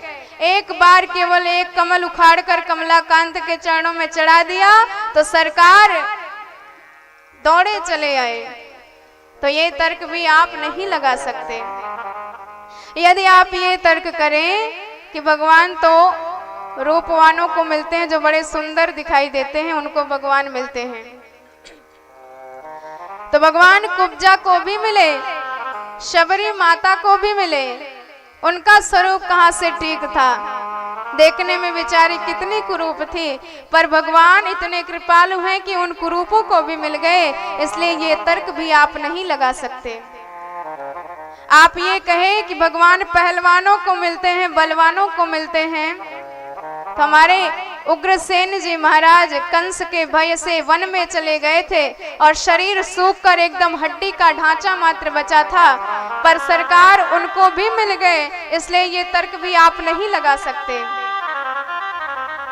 यदि आप ये तर्क लगाएं कि भगवान धनवानों को मिलते हैं, जिनके पास तिजोरी में बैंक बैलेंस है उन्हीं को सरकार मिलेंगे, तो बताओ सुदामा जी कौन से धनवान थे, सरकार उनको भी मिल गए। इसलिए ये तर्क भी आप नहीं लगा सकते। यदि आप ये कहें कि भगवान गुण पर ही रीझते हैं, तो भगवान जो निर्गुण थे, जिनके पास कोई गुण नहीं था, उन गुणहीनों पर भी रीझ गए और इतनी कृपा बरसाई सरकार ने कि कोई उसका वर्णन नहीं कर सकता। भगवान जाति कुजाति सबको मिले। विदुर जी की कौन सी जाति थी, शूद्र योनि थे, पर दुर्योधन ने भगवान को राज व्यंजन का आमंत्रण दिया, पर ठाकुर जी ने उन राज व्यंजनों को त्याग दिया और विदुर जी के घर जाके सूखे बथुए का, केले के छिलके का भोग लगाया, और भोग ही नहीं लगाया, उसी के ऋणिया हो गए। भगवान ने कहा जो तुमने हमें खिला दिया है उसका ऋण हम तुमको कैसे चुकाएंगे, हम तो अपने आप को भी बेच दे पर तुम्हारे ऋण से मुक्त नहीं हो सकते। विदुर जी, आपने इतने स्वादिष्ट व्यंजनों का भोग लगाया है, तो भक्त्या तुष्यति केवलम नच गुणैर भक्ति प्रियो माधवः। सरकार केवल भक्ति भाव देखते हैं, भक्ति भाव आपके अंदर है तो भगवान प्रसन्न हो जाते हैं। कोई नियम, कोई कानून भगवान को रोक नहीं सकता। भगवान तो भक्त के वश हैं। यही सब ग्रंथ कहते हैं, यही हरि भक्त कहते हैं, न जाने कौन से गुण पर दयानिधि रीझ जाते हैं। निमंत्रण था सुयोधन का, सुव्यंजन टाल जाते हैं, पहुंचकर विदुर जी के घर भोग छिलकों का लगाते हैं। न जाने कौन से गुण पर दयानिधि रीझ जाते हैं। तो केवल भगवान भाव से संतुष्ट होते हैं। देखिए, भोजन दो अवस्थाओं में पाया जाता है। यदि आपको बहुत ज्यादा भूख लगी हो तब कोई कैसे भी दे, कोई सम्मान से दे, मान अपमान से दे, भूख लगी है तो आप खाएंगे, तो इस अवस्था में भी खाया जाता है। अथवा बहुत ज्यादा प्रेम हो तब भी खाया जाता है। बहुत ज्यादा प्रेम रहेगा, नहीं आपको हमारे लिए खाना पड़ेगा, ऐसा जब कोई प्रेम दिखाने लगे तो आप उसके प्रेम का मान रखने के लिए थोड़ा बहुत खा लेते हैं। पर दुर्योधन के यहाँ ये दोनों चीजें सरकार को नहीं मिली। भूख की तो बात ही नहीं, अभाव की बात ही नहीं भगवान के यहाँ। भगवान तो स्वयं विश्व का पालन पोषण करने वाले हैं। और रही बात प्रेम की, तो दुर्योधन में प्रेम नाम की चीज नहीं थी, भाव नहीं था, तो भगवान गए ही नहीं उनके यहाँ भोजन करने, सीधे पहुंच गए विदुर जी के घर। भगवान कहते हैं, भाव का भूखा हूं मैं, भाव ही बस सार है, भाव से मुझको भजो तो भव से बेड़ा पार है। भाव वाले भक्त का भगवान पर भी उपकार है, इसीलिए तो परब्रह्म का होता यहाँ अवतार है। भगवान को जन्म लेने की आवश्यकता क्यों है? क्योंकि भक्ति की प्रीति के वश भगवान बारंबार धरातल पर अवतार लेते रहते हैं। तो भगवान ना अभाव में खाते हैं, ना प्रभाव में खाते हैं, खाते हैं तो केवल भक्ति भाव में खाते हैं। तो इस प्रकार द्वितीय स्कंद यहीं पर संपूर्ण होता है। दिव्य परम मंगल में तृतीय स्कंद में धृतराष्ट्र जी को बारंबार विदुर जी समझा रहे हैं। उन्होंने कहा कि देखिए, ये आपका दुर्योधन ये मूर्तिमंत कलयुग है। शास्त्र कहते हैं यदि एक व्यक्ति के छोड़ने से संपूर्ण समाज सुरक्षित रहता है तो उस व्यक्ति को त्याग देना चाहिए। यदि आपके हाथ में भयंकर फोड़ा हो गया, डॉक्टर साहब कहे हाथ कटवा लो पूरा शरीर सुरक्षित रहेगा, तो बुद्धिमानी इसी में है, पूरे शरीर की रक्षा के लिए आप हाथ कटवा दो। बारंबार यही समझा रहे हैं, लेकिन धृतराष्ट्र महाराज जी पूर्ण रूप से अंधे हो चुके हैं। आंखों से तो अंधे ही थे, लेकिन एक ज्ञान वैराग्य की भी नजर कही जाती है, और ये नजर भी उनकी कमजोर हो गई। तदा तु राजन ससुतान साधून पुष्णन धर्मेण विनष्ट दृष्टि ही। और जब दुर्योधन ने सुना तो इतना आग बबूला हो गया, आया और विदुर जी को उल्टी सीधी बातें कहने लगा। उन्होंने कहा, अरे दासी पुत्र, हमारे टुकड़े पर पलने वाला हमारे पिताजी को हमारे खिलाफ भड़काते हो। कहे न मत्रोपजुहाव जेयम दास्या सुतम यद बलिनैव पुष्टः। भाग जाओ यहाँ से। विदुर जी को बड़ा धक्का लगा कि जहाँ धर्म का सम्मान नहीं, धर्म को वहां खुद से ही हट जाना चाहिए। यतो धर्मस्ततो जयः। जब तक विदुर जी कौरव पक्ष में थे तब तक कौरवों की कोई हानि नहीं हुई, लेकिन जैसे ही धर्मध्वज विदुर जी कौरव पक्ष से गए तो अपने साथ उनके पुण्यों को भी लेके गए। सनिर्गतः कौरव पुण्य लब्धो गजा वयस तीर्थ पद पदानी। ऐसे रामचरितमानस में भी कहा जाता है, अस कही चला विभीषण जबहि आयुहीन भय सब तबहि। जैसे ही धर्म स्वरूपी परम भागवत विभीषण जी महाराज सबको त्याग कर चल दिए, तो उनके पुण्य, उनके आयु भी उनको छोड़ के चल दिए। महाराज विदुर आए, यात्रा करते करते यमुना जी के तट पर उद्धव जी से भेंट हुई, और इतने समय में तो पूरा महाभारत व्यतीत हो चुका था। उद्धव जी ने बताया कि हमारे सरकार भी परम धाम को गमन करे गए, और उन्होंने आपके लिए जाते जाते एक दिव्य शिक्षा महाराज मैत्रेय के पास छोड़ रखी है। और यमुना तट से सीधे मैत्रेय जी के पास आए और मैत्रेय जी के चरणों में प्रणाम किया और प्रश्न पूछा, और यहीं से मैत्रेय विदुर संवाद तृतीय स्कंद में प्रारंभ होता है। सुखाय कर्माणि करोति लोके नतै सुखम वान्य दुपार मम्वा। प्रश्न किया कि महाराज पूरा संसार हमेशा सुख के लिए प्रयासरत है कि येन केन प्रकारेण हम सुखी हो जाएं। दिन रात मेहनत करता रहता है, और मेहनत करते करते तमाम प्रकार की सुख सुविधा उपलब्ध हो जाती है, लेकिन जब भी उससे प्रश्न पूछो कि आप सुखी भये, तो कहता है कि कहाँ सुखी भये। पहले तो हम बड़े प्रेम से जब गरीब थे तब पूरे दिन में कम से कम 10 रोटी खाते थे और 10 घंटे नींद लेते थे, पर आज यह अवस्था हो गई है, जो भोजन था वो भी गया, नींद की गोली खाने के बाद भी नींद नहीं आती। सुखी कहाँ भये, बल्कि हम तो और दुखी हो गए।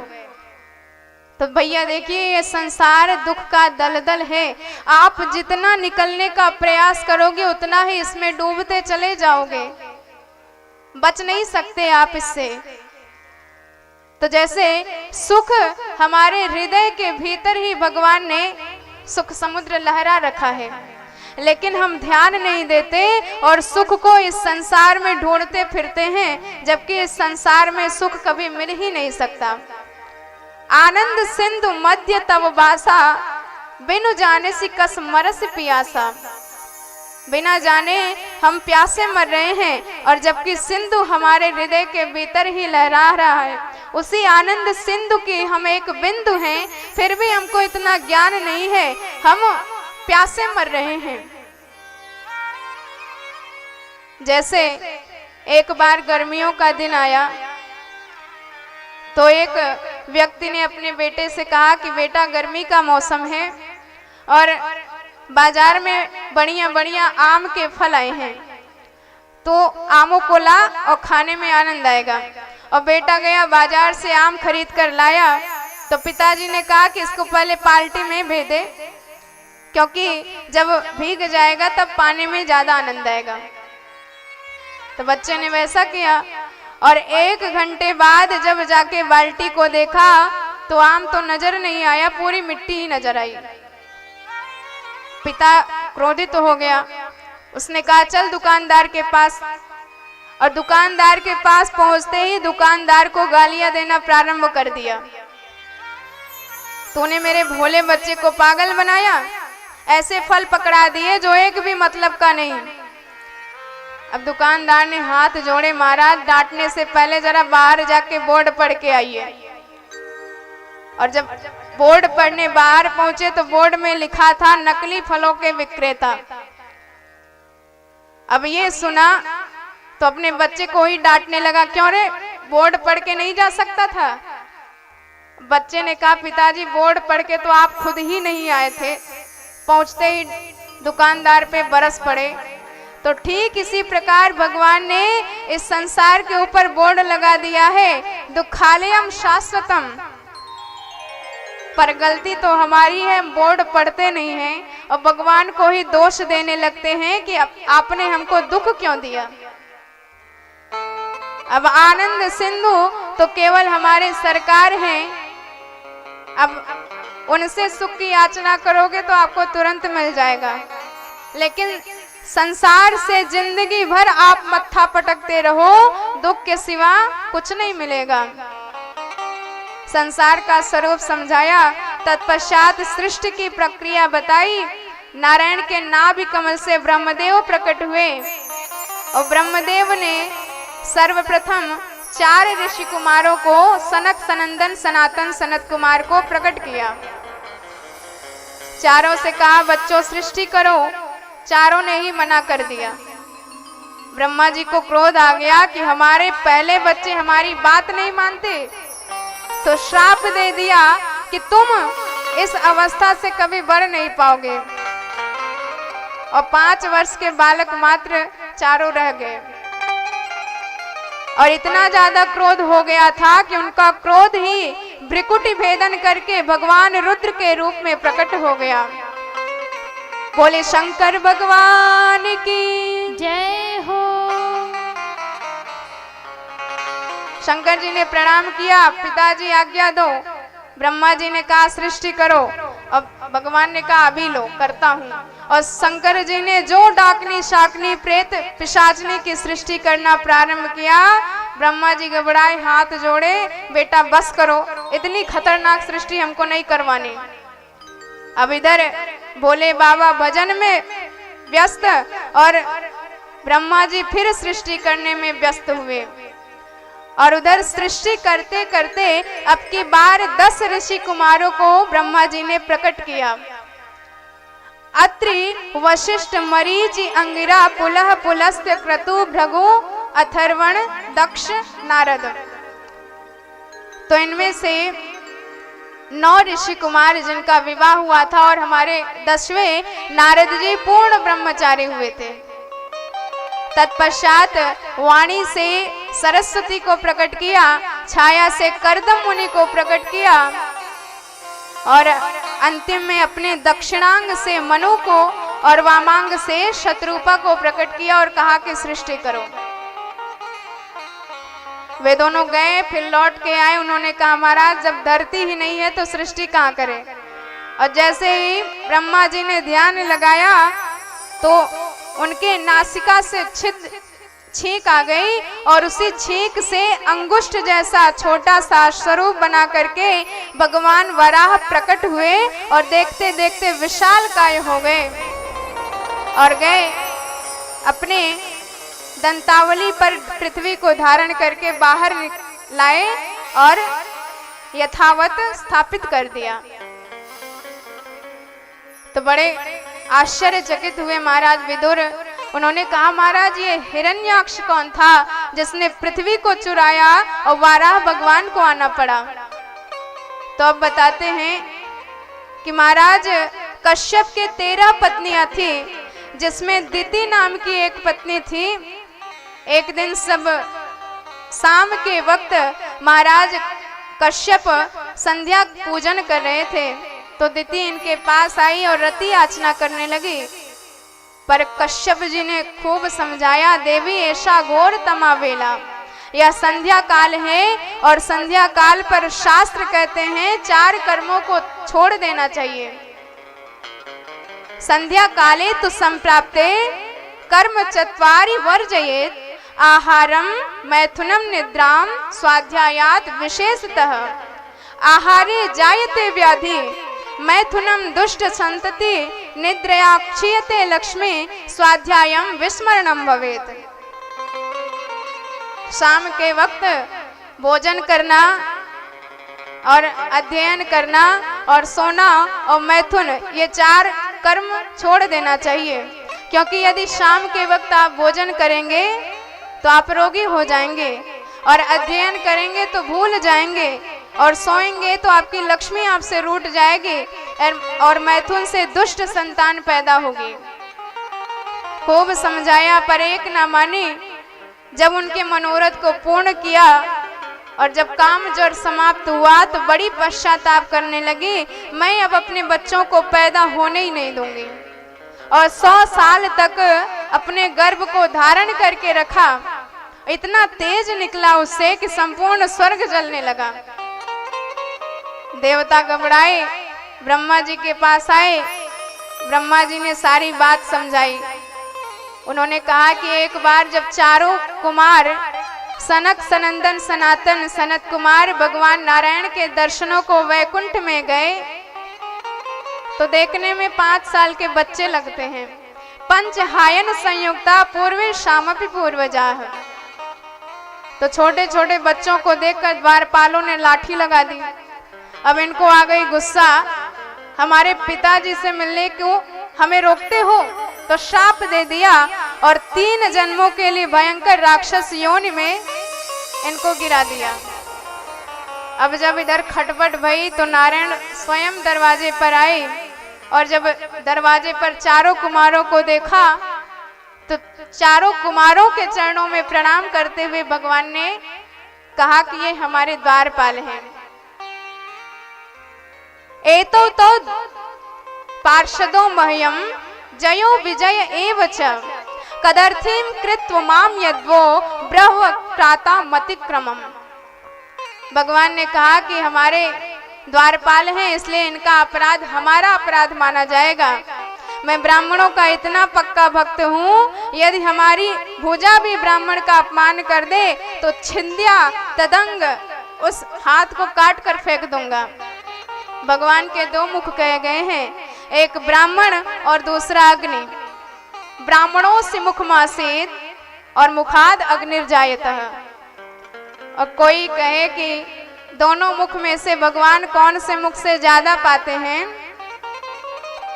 तो उत्तर आएगा कि भगवान ब्राह्मणों की संतुष्टि से बहुत ज्यादा प्रसन्न हो जाते हैं। जब अग्नि में हव्य डाला जाता है और स्वाहा कहा जाता है तब भी भगवान प्रसन्न होते हैं, तब भी भगवान पाते हैं।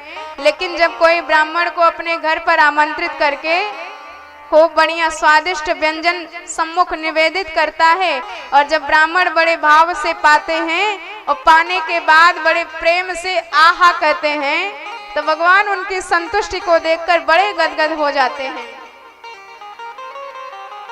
नाहम तथोद्मे यजमान हवे वितेन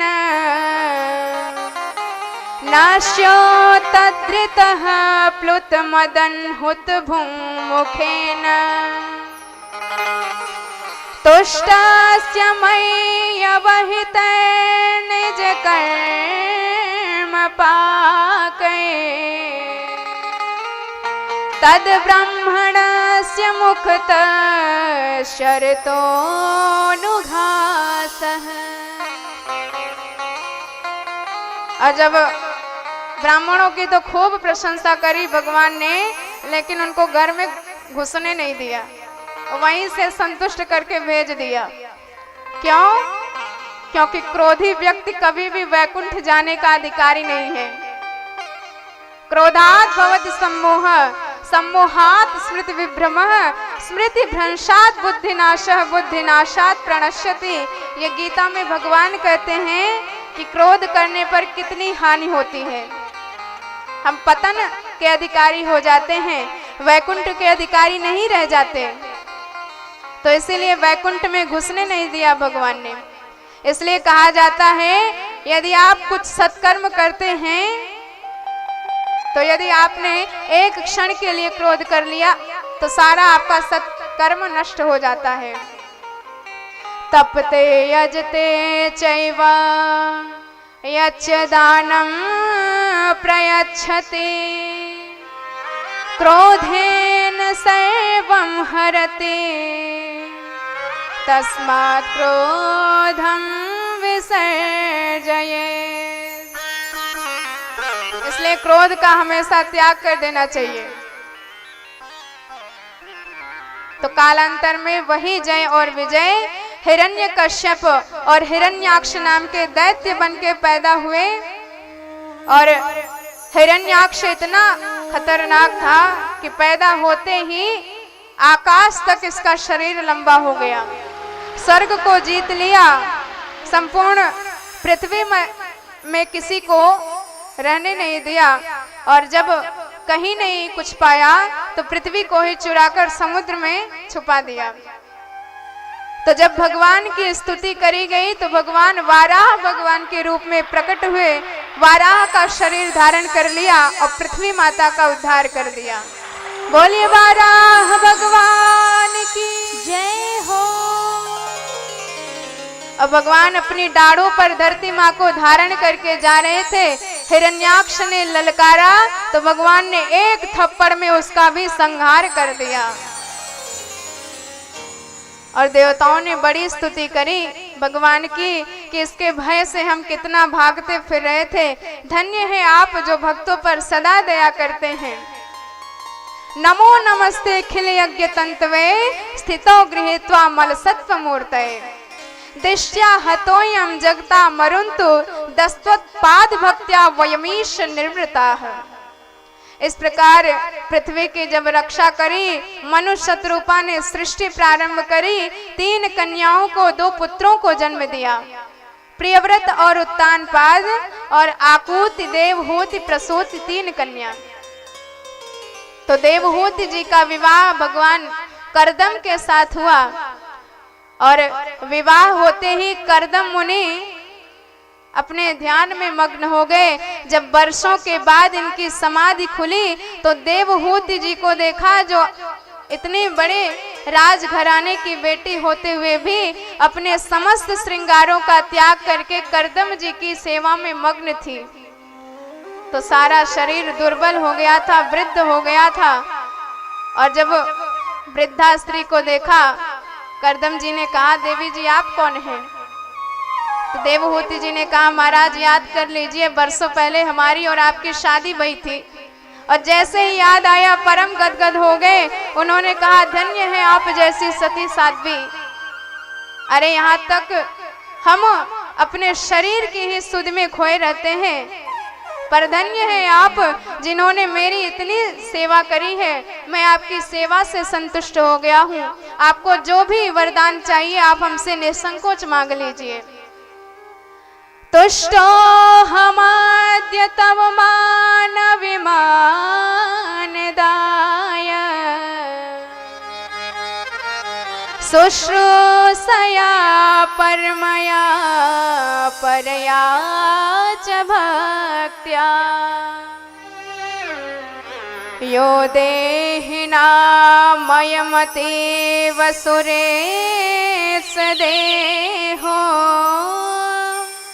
नावेक्षितं समुचितं क्षपितुं मदर्थे। तो देवहूति जी ने कहा, महाराज हमारी एक ही इच्छा है, यदि हम गृहस्थ हुए हैं तो कुछ संतान होनी चाहिए। अब जब ये बातें सुनी तो तुरंत अपने शक्ति से एक कामद विमान प्रकट कर दिया जिसमें ना तेल लगेगा ना पेट्रोल, और जहां इच्छा करो वहां लेके जाएगा। सारे संसार की सुख सुविधा उस विमान में व्याप्त है। यह एक संत का ही प्रभाव हो सकता है। संत चाहे तो विधाता के विधान को भी पलट सकते हैं। कालांतर में भोग करते हुए 9 कन्याओं को जन्म दिया। और करदम मुनि सोचने लगे कि वाह रे करदम, तू तो फंस गया चक्कर में। तूने संकल्प लिया था कि एक पुत्र होते ही भगवान के भजन में व्यस्त हो जाएगा, लेकिन यहाँ तो एक की जगह 9 आ गई। अब भी कुछ गया नहीं है, अब भी भगवान के चरणों से जुड़ जाओ। जाने लगे तो देवहूति जी ने चरण पकड़ लिए।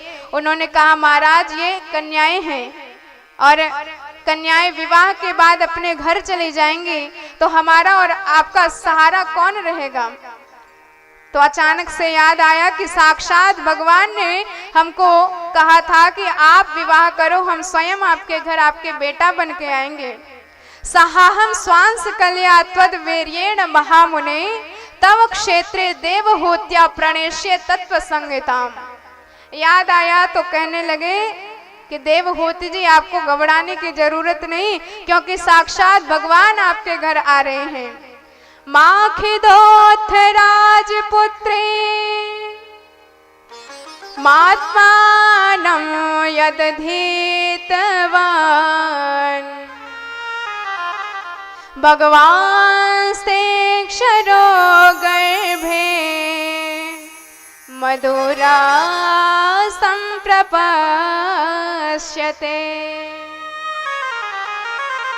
अब कालांतर में जैसे नवधा भक्ति के बाद भगवान प्रकट हो जाते हैं, ऐसे ही 9 कन्याओं के बाद अब की बार साक्षात भगवान कपिल रूप में प्रकट हो गए। बोलिए कपिल भगवान की जय हो। अब कपिल जी का दर्शन करने ब्रह्मा जी आए अपने 9 ऋषि कुमारों को साथ लेके। आपको पता है ये 10वें नंबर के नारद जी हैं और नारद जी को श्राप लगा है कि इनका पैर कहीं भी एक जगह टिकता नहीं और ये लगता है इस दिन भी कहीं घूमने चले गए, इसलिए इनकी शादी भी नहीं हुई। अब बचे हुए 9 ऋषि कुमारों को साथ में लेके आए, भगवान का दर्शन किया। ब्रह्मा जी ने कहा कि महाराज आपके यहाँ 9 कन्याएं, हमारे यहाँ 9 बेटा, बढ़िया जोड़ी बन जाएगी। तो भगवान की कृपा से 9 कन्याओं का विवाह इनके 9 पुत्रों के साथ हो गया। वशिष्ठ जी का अरुंधति से और ऐसे ऐसे करके 9 कन्याओं का विवाह हुआ। जब थोड़े से बड़े हुए कपिल महाराज तो करदम जी तो तपस्या करने चले गए और इधर देवहूति मैया को पता लग गया कि ये साक्षात भगवान हैं। तो एक दिन इनके चरणों में प्रणाम करके अपने समस्त भावों को कहने लगे, निर्विड़ा नितरम भूमन सदिन्द्रियतर्षणा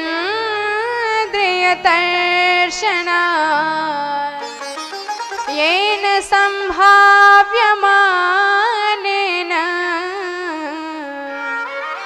प्रपन्नान्धं तमः प्रभो तं त्वागताहं शरणं शरण्यं स्वभृत्य संसारितरोकुठारं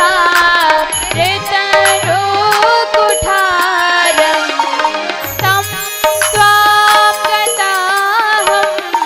शरणं शरण्यं स्वभृत्य संसारितरोकुठारं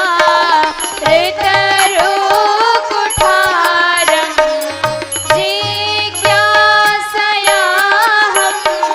प्रकृतेः पुरुष नमामि सधर्मविदां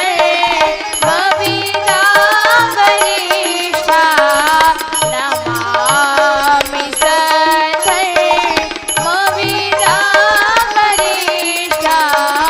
नमामि सधर्मविदां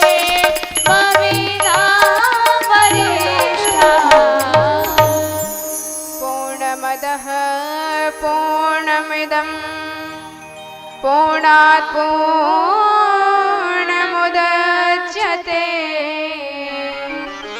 पूर्णस्य पूर्णमादाय पूर्णमेवावशिष्यते।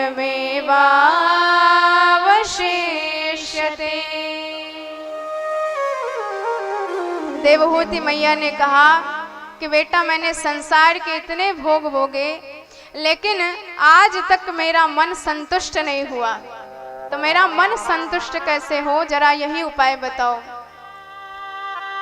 तो इस पर भगवान कपिल ने 8 अध्यायों में दिव्य उपदेश प्रदान किया, अष्टांग योग का वर्णन किया। इसी को कपिल अष्टाध्यायी कहा जाता है और इसी को दर्शन शास्त्र भी कहा जाता है। कपिल भगवान ने कहा मैया पूर्णता तो जीवन में तभी आएगी जब हम पूर्ण से जुड़ेंगे।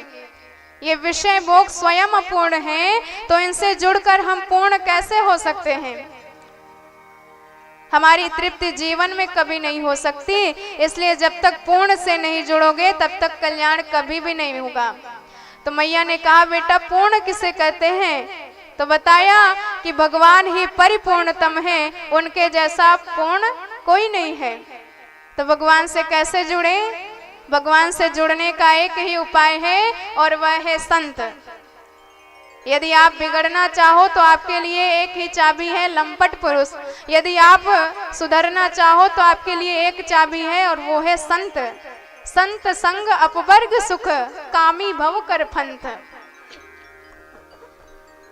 तो मैया ने कहा कि बेटा संत का स्वभाव कैसा होता है, संत कहते किसे हैं। तो बताया तितिक्षवः कारुणिकः सुहृदः सर्वदेहिनां अजात शत्रवः शान्तः साधवः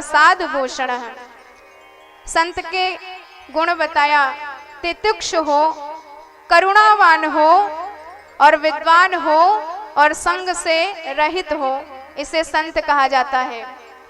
संत वह है जो मान में और अपमान में दोनों में खुश है, जो सुख में दुख में दोनों में समान है, जो समस्त जीवों में केवल भगवान का ही दर्शन करता है और कोई उसका अहित भी कर दे तब भी वो बदले में कोई प्रत्युत्तर नहीं देता है। जैसे दांतों के बीच में कोमल सी जिह्वा रहती है, कभी कभी भोजन करते करते दांतों से जीभ कट जाती है, तो क्या आपको गुस्सा नहीं आता? मान लीजिए आपका पूरा शरीर है, आप पूरे शरीर को अपना मानते हैं, तो ये दांत भी आपके हैं और ये जिह्वा भी आपकी है। जब आपकी ही जिह्वा आपके ही दांत से कट गई तो आपको, यदि आप उसको अलग मानते तो आपको दांतों को दंड देना चाहिए था। तो क्या कभी किसी ने हथौड़ा लेकर 2-4 दांत टपकाया? बिल्कुल नहीं, क्योंकि जानते हैं कि जीभ तो कटी है, दर्द तो हो रहा है, यदि दांत तोड़ देंगे तो दर्द और 2 गुना बढ़ जाएगा। तो ऐसे जो संत है संपूर्ण सृष्टि को ही भगवान का दिव्य स्वरूप मानते हैं और इस सृष्टि में बसने वाले सभी भगवान विराट के अंग स्वरूप हैं, इसलिए कभी भी किसी का अहित नहीं चाहते। हमेशा सीताराम जी का ही नाम जपते रहते हैं, सीताराम जी का ही दर्शन सब में करते रहते हैं। जिह्वा क्वचित संदस्वी त्वदर्भि त्वद वेदनाया कतमाय कुप्यते। कभी भी किसी से द्वेष नहीं करते हैं, वही है संत। तो जैसे यदि आप बीड़ी पीने वालों का संग करना प्रारंभ कर दे तो आपको भी कभी ना कभी चस्का लगा ही देगा। आप पत्ते खेलने वालों का संग करना प्रारंभ करें तो अपने आप पत्ते फेंकने आपको आ जाएंगे। पहलवानों का संग करना प्रारंभ करें तो पहलवानी के दांव पे जीवन में अपने आप उतर जाएंगे। ये संगों का रंग बड़ा जल्दी चढ़ता है। तो ऐसे ही जब संत का संग करेंगे तो अपने आप आपके जीवन में भगवत प्रेम का रंग बढ़ता चला जाएगा। सतां प्रसंगा मम वेय संविदा भवन्ति हत्कर्णरसायनः कथा तज्जोषणादास पवर्गवर्त्मने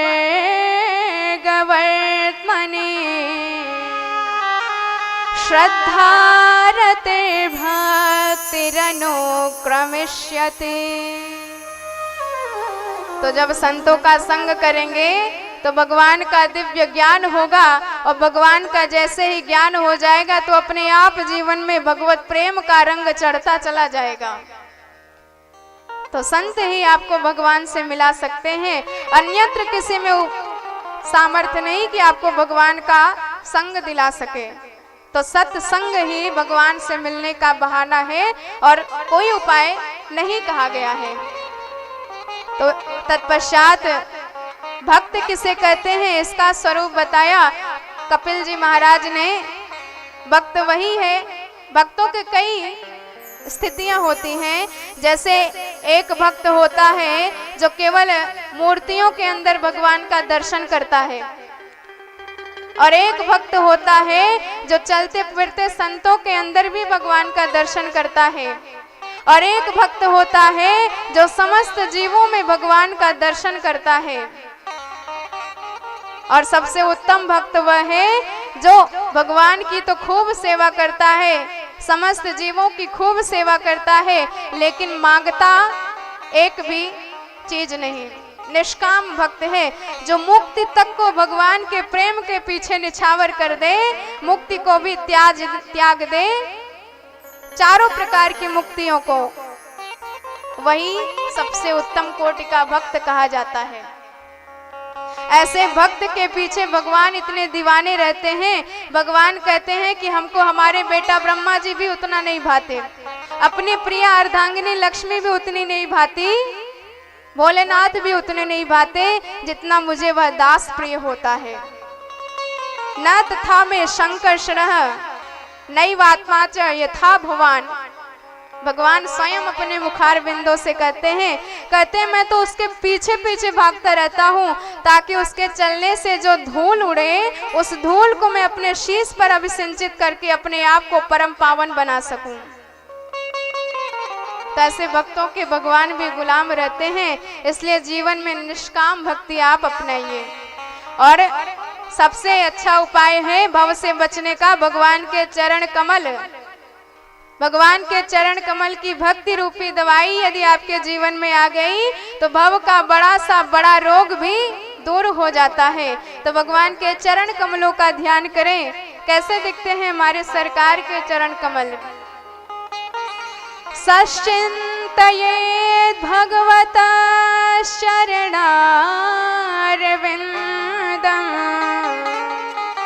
वज्राङ्कुशध्वज सरोरुहलाञ्छनाढ्यम् उत्तुङ्गरक्तविलसन्नखचक्रवालम् ज्योत्स्नाभिराहत महाद्रिदयान्धकारम्। तो भगवान के चरण कमल में 3 रंग आपको दिखाई देंगे। भगवान के जो चरण कमलों का तलवा है वह लाल लाल दिखाई देगा और भगवान के नख एकदम श्वेत श्वेत चमकते हुए और भगवान के ऊपर का पृष्ठ भाग आपको नील वर्ण का दिखाई देगा, श्याम वर्ण का दिखेगा। साक्षात हमारे प्रयागराज दृष्टिगोचर हो रहे हैं। जैसे प्रयागराज में त्रिवेणियां होती हैं, गंगा जी की धवल धारा, यमुना जी की श्यामल धारा, सरस्वती जी की रक्त धारा, ऐसे ही भगवान के चरण कमल में 3 वर्ण दिखाई देते हैं। त्रिवेणियां समस्त पापों का शमन करने वाली हैं। ऐसे जिसने स्वप्न में भी भगवान के चरण कमलों का ध्यान कर लिया उसका परम उद्धार हो जाता है। जैसे प्रयागराज में यमुना जी और गंगा जी तो दिखाई देती हैं पर सरस्वती जी लुप्त रहती हैं। ऐसे जब भगवान खड़े रहते हैं, खड़े होकर बंशी वादन करते हैं तो इनके तलवे दिखाई नहीं देते। ये तो जो भगवान के अनन्य सेवक हैं चरण कमलों को दबाते दबाते उसका दर्शन भी कर लेते हैं। तो ऐसे तीर्थ राज प्रयागराज के जैसा भगवान का दिव्य चरण कमल है। ऐसे चरण कमलों को मन में बसा ले तो आपके सारे दुख सारे संताप नष्ट हो जाएंगे।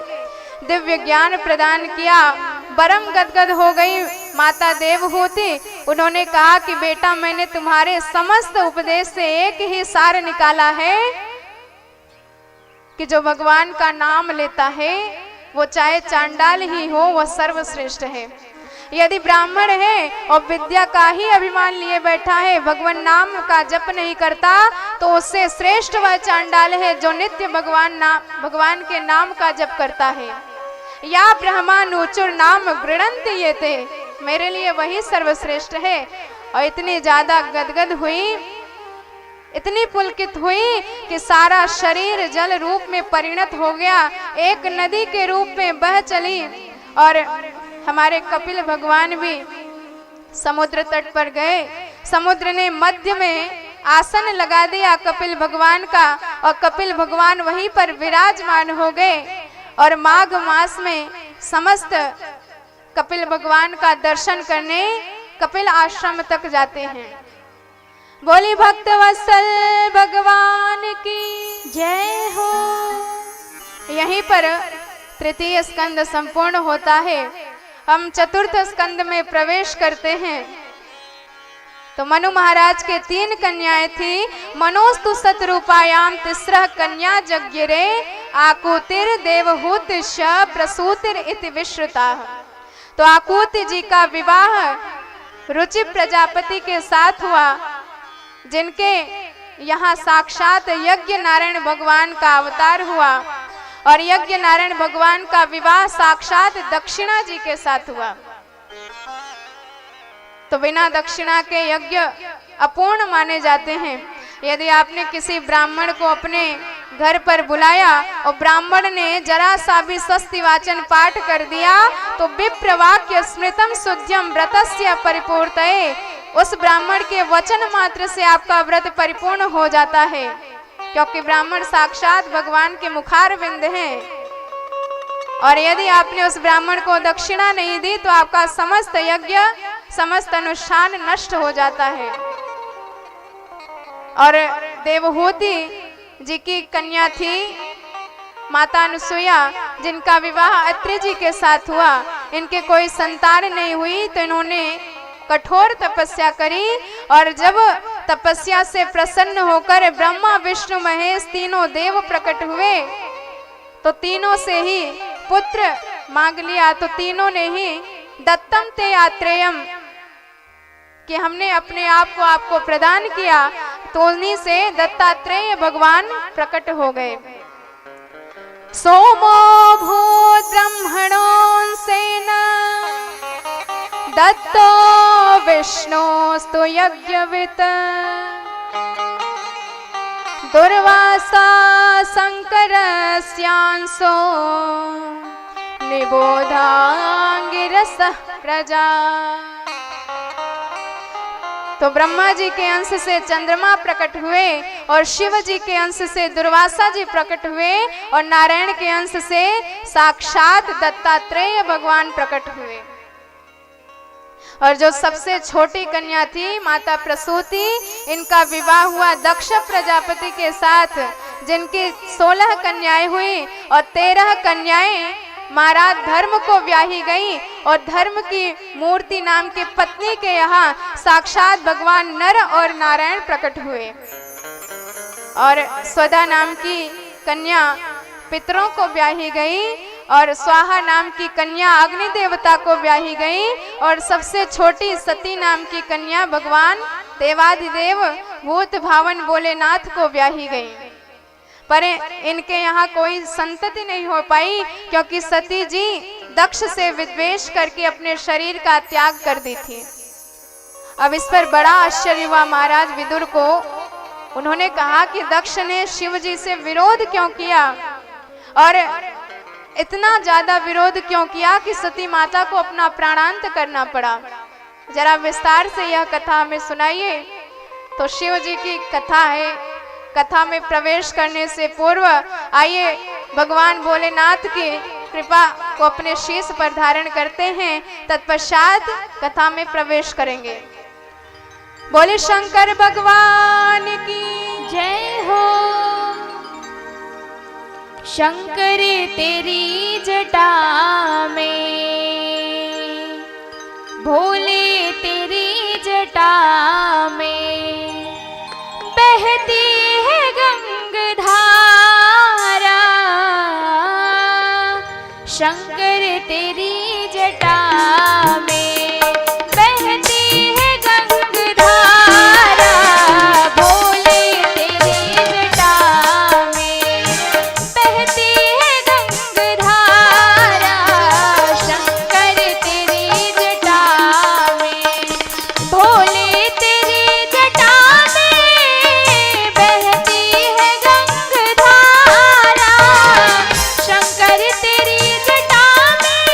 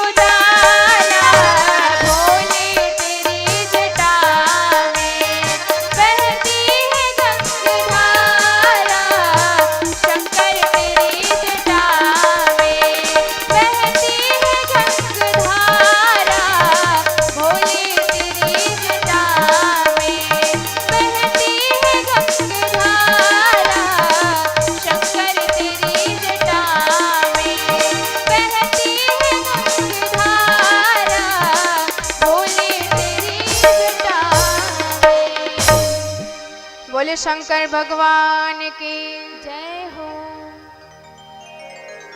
तो अब भगवान भोलेनाथ की कथा सुनाते हैं। मैत्रेय जी उन्होंने कहा कि दक्ष को सब प्रकार से योग्य देखकर ब्रह्मा जी ने उनको प्रजापति का पद प्रदान किया और संसार में ऐसा कोई पैदा नहीं हुआ जिसे कुछ पद मिल जाए तो वह मद से भर ना जाए। तो प्रभुता पाई जाहि मद नाही, ऐसा कोई संसार में पैदा ही नहीं हुआ। तो अभिमान में इतना चोर हो गया कि जब देवताओं ने इसके लिए सम्मान समारोह रखा तो जैसे ही उस मंडली में ये प्रवेश किया तो सारे सभासद खड़े होकर इसका सम्मान किए और देखकर बड़ा गदगद हुआ, बड़ा हर्षित हुआ। लेकिन जब ध्यान से देखा कि 3 लोग नहीं खड़े हैं, बाकी सब खड़े हैं। ब्रह्मा विष्णु महेश को छोड़ पूरी समाज खड़ी थी। तो इतना आग बबूला हो गया। वैसे तो सभापति का भाषण बाद में होता है, लेकिन जाते ही भाषण देना प्रारंभ कर दिया। श्रूयताम ब्रह्मर्षयो में सहदेवा सहाग्नया साधु नान ब्रुवते वृत्तम नाज्ञा नान चमत्सरात। उसने कहा कि अरे सभासदों, सभ्य लोगों का समाज हो तो सभ्य लोगों को ही आमंत्रित करना चाहिए। एक भी असभ्य व्यक्ति आ जाता है तो पूरा समाज गंदा हो जाता है। अब सब इधर उधर देखे कि भैया ये असभ्य कौन आ गया। तो उसने कहा इधर उधर क्या देखते हो, या शंकर तुमको दिखाई नहीं दे रहा? अरे कभी भी संतों का संग करता, सभ्य लोगों के बीच में रहता तो कुछ सभ्यता आती। 24 घंटे भूत प्रेतों के साथ में रहता है तो असभ्य हो गया है।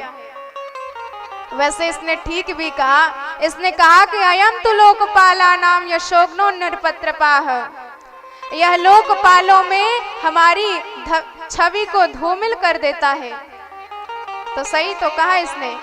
अरे भैया, मुख्यमंत्री का समारोह चल रहा हो, जिंदाबाद के जय जयकार के नारे लग रहे हो, और उसी सभा में यदि प्रधानमंत्री जी पहुंच जाए तो सारी समाज प्रधानमंत्री की जय जयकार करने लगेगी। हमारे देवाधिदेव भोलेनाथ का इतना भव्य तेज है कि इनके सामने बड़े बड़े लोकपाल भी फीके पड़ जाते हैं। ये तो लोकपालों के भी लोकपाल हैं। ऐसे अशरण शरण हैं कि एक बार जिसको शरण में ले लिया तो फिर उसे जिंदगी में कभी नहीं छोड़ते। परम दयालु हैं, परम कृपालु हैं। जब भूत प्रेत बिच्छू सर्प इत्यादि रोते हुए भोलेनाथ के पास गए कि सरकार आपने हमारी रचना क्यों करी, सारी सृष्टि हमसे जलती है, कहीं दिख जाए तो मुख कुचल के फेंक देती है, और भूत प्रेत कहीं दिख जाए तो बड़े बड़े तांत्रिकों को बुलाकर मंत्र पढ़कर बोतल में भरकर गड़वा देते हैं। हम कहाँ जाएं? तो भगवान भोलेनाथ ने कहा जिसका कोई नहीं उसका यह भोलेनाथ, सारे आ जाओ, हमारे घर के सदस्य बन जाओ। सबको भगवान भोलेनाथ ने घर का सदस्य बना दिया। भूत प्रेत इनके साथी हो गए और सर्पों को उठा उठाकर शिव जी ने गले में धारण कर दिया, भुजगेंद्र हारम बन गए। भगवान कहते हैं जो किसी के मतलब का नहीं, आप वही हमको चढ़ा दो, वही स्वीकार करके हम आपका उद्धार कर देंगे। आक धतूरा किसी को नहीं दिया जाता, पर यदि वही धतूरे का फूल जहर जैसा आपने भोलेनाथ के ऊपर चढ़ा दिया तो धतूर कैश्यो लिंगो सकृत पूज्यते नरः सगो लोक्ष फलम प्राप्ति शिवलोके महीयते। तो उसको 1 लाख गाय देने का फल मिलता है यदि किसी ने धतूरे का फूल शिवलिंग पे चढ़ा दिया। ऐसा कृपालु, ऐसा दयालु कौन होगा?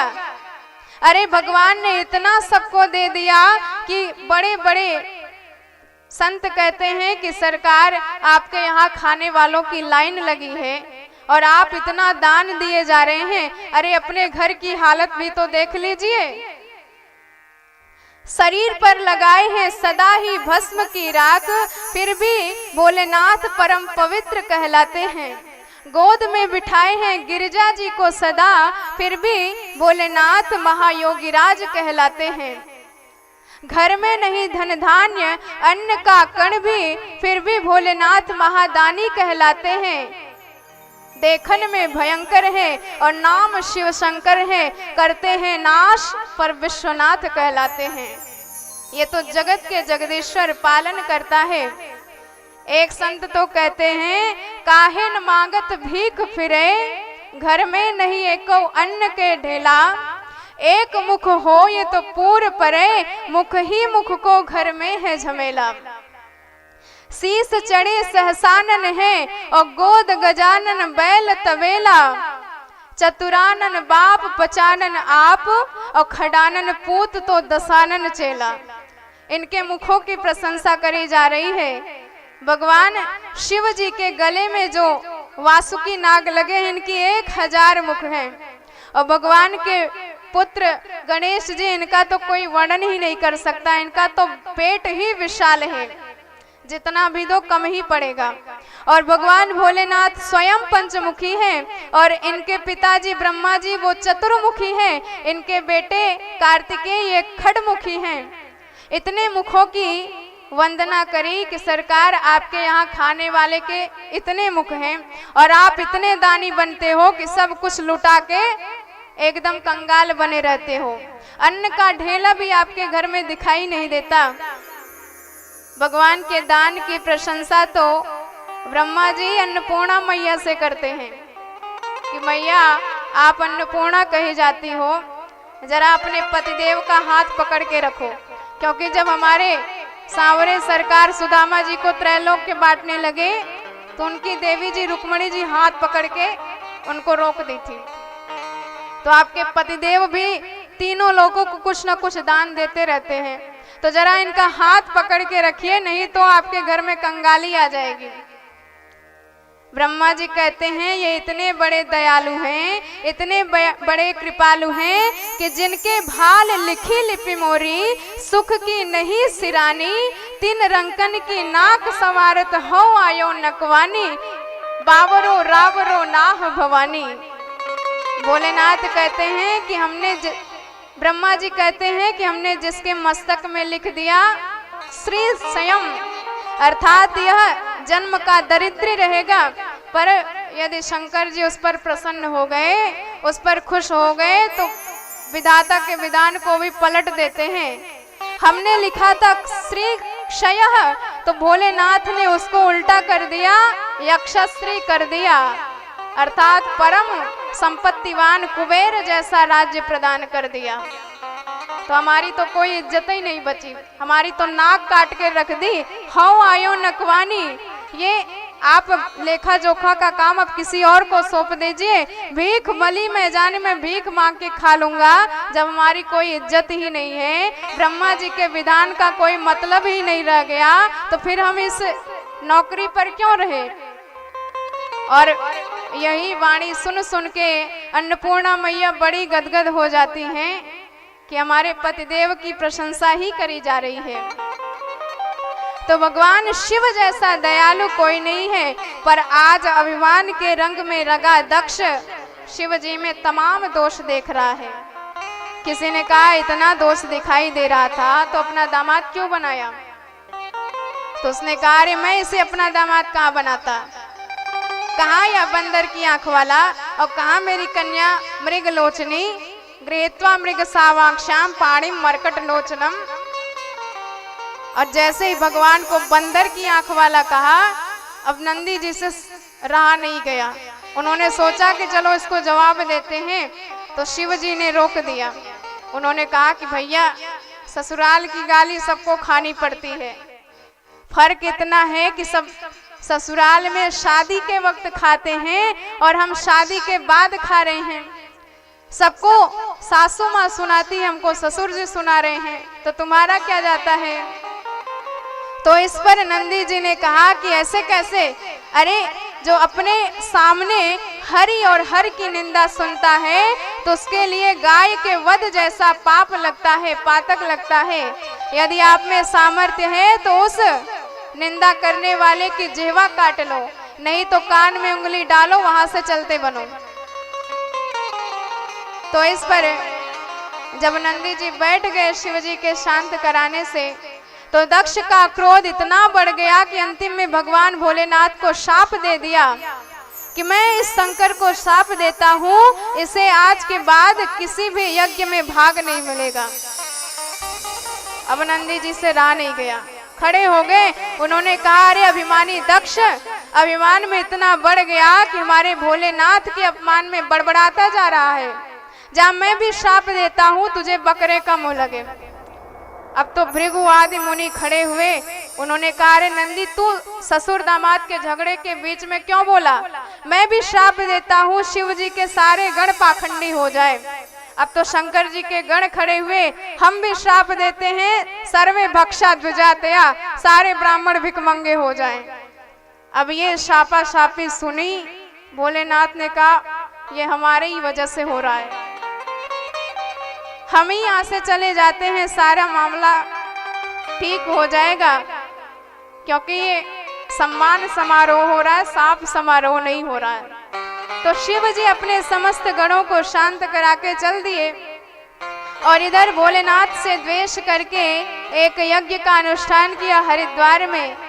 दुनिया भर के छोटे मोटे देवताओं को चिट्ठी भेजी गई, पर देवाधिदेव भोलेनाथ को कोई चिट्ठी नहीं, कोई आमंत्रण नहीं दिया।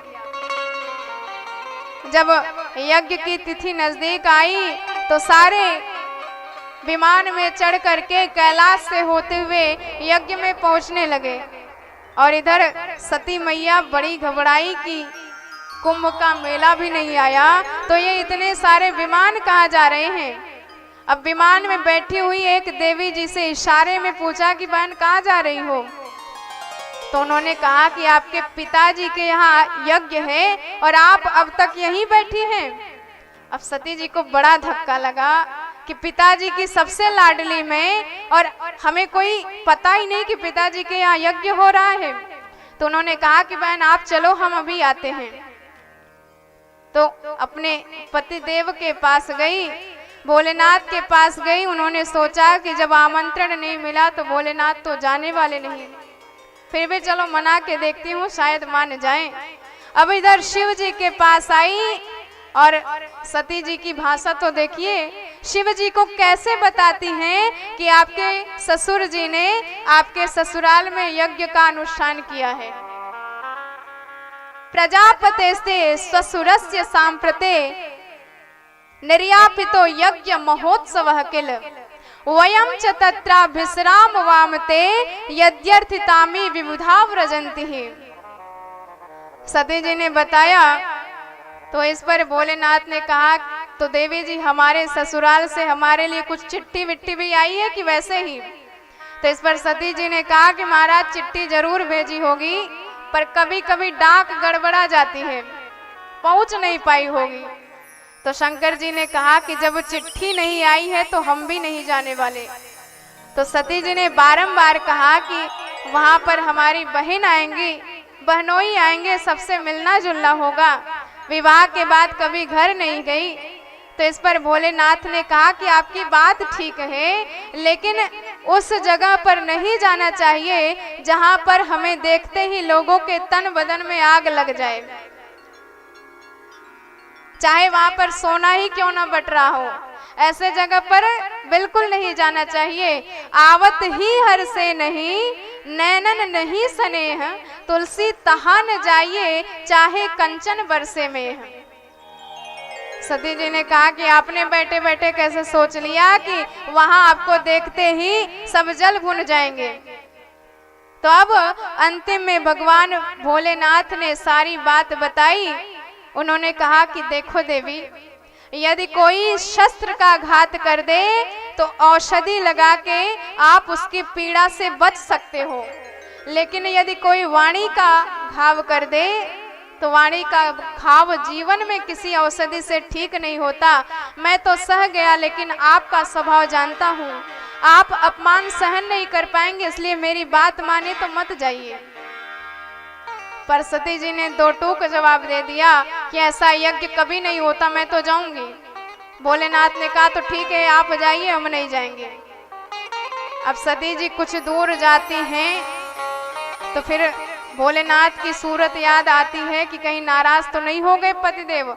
पता चला नाराज हो गए तो घर में घुसने नहीं देंगे।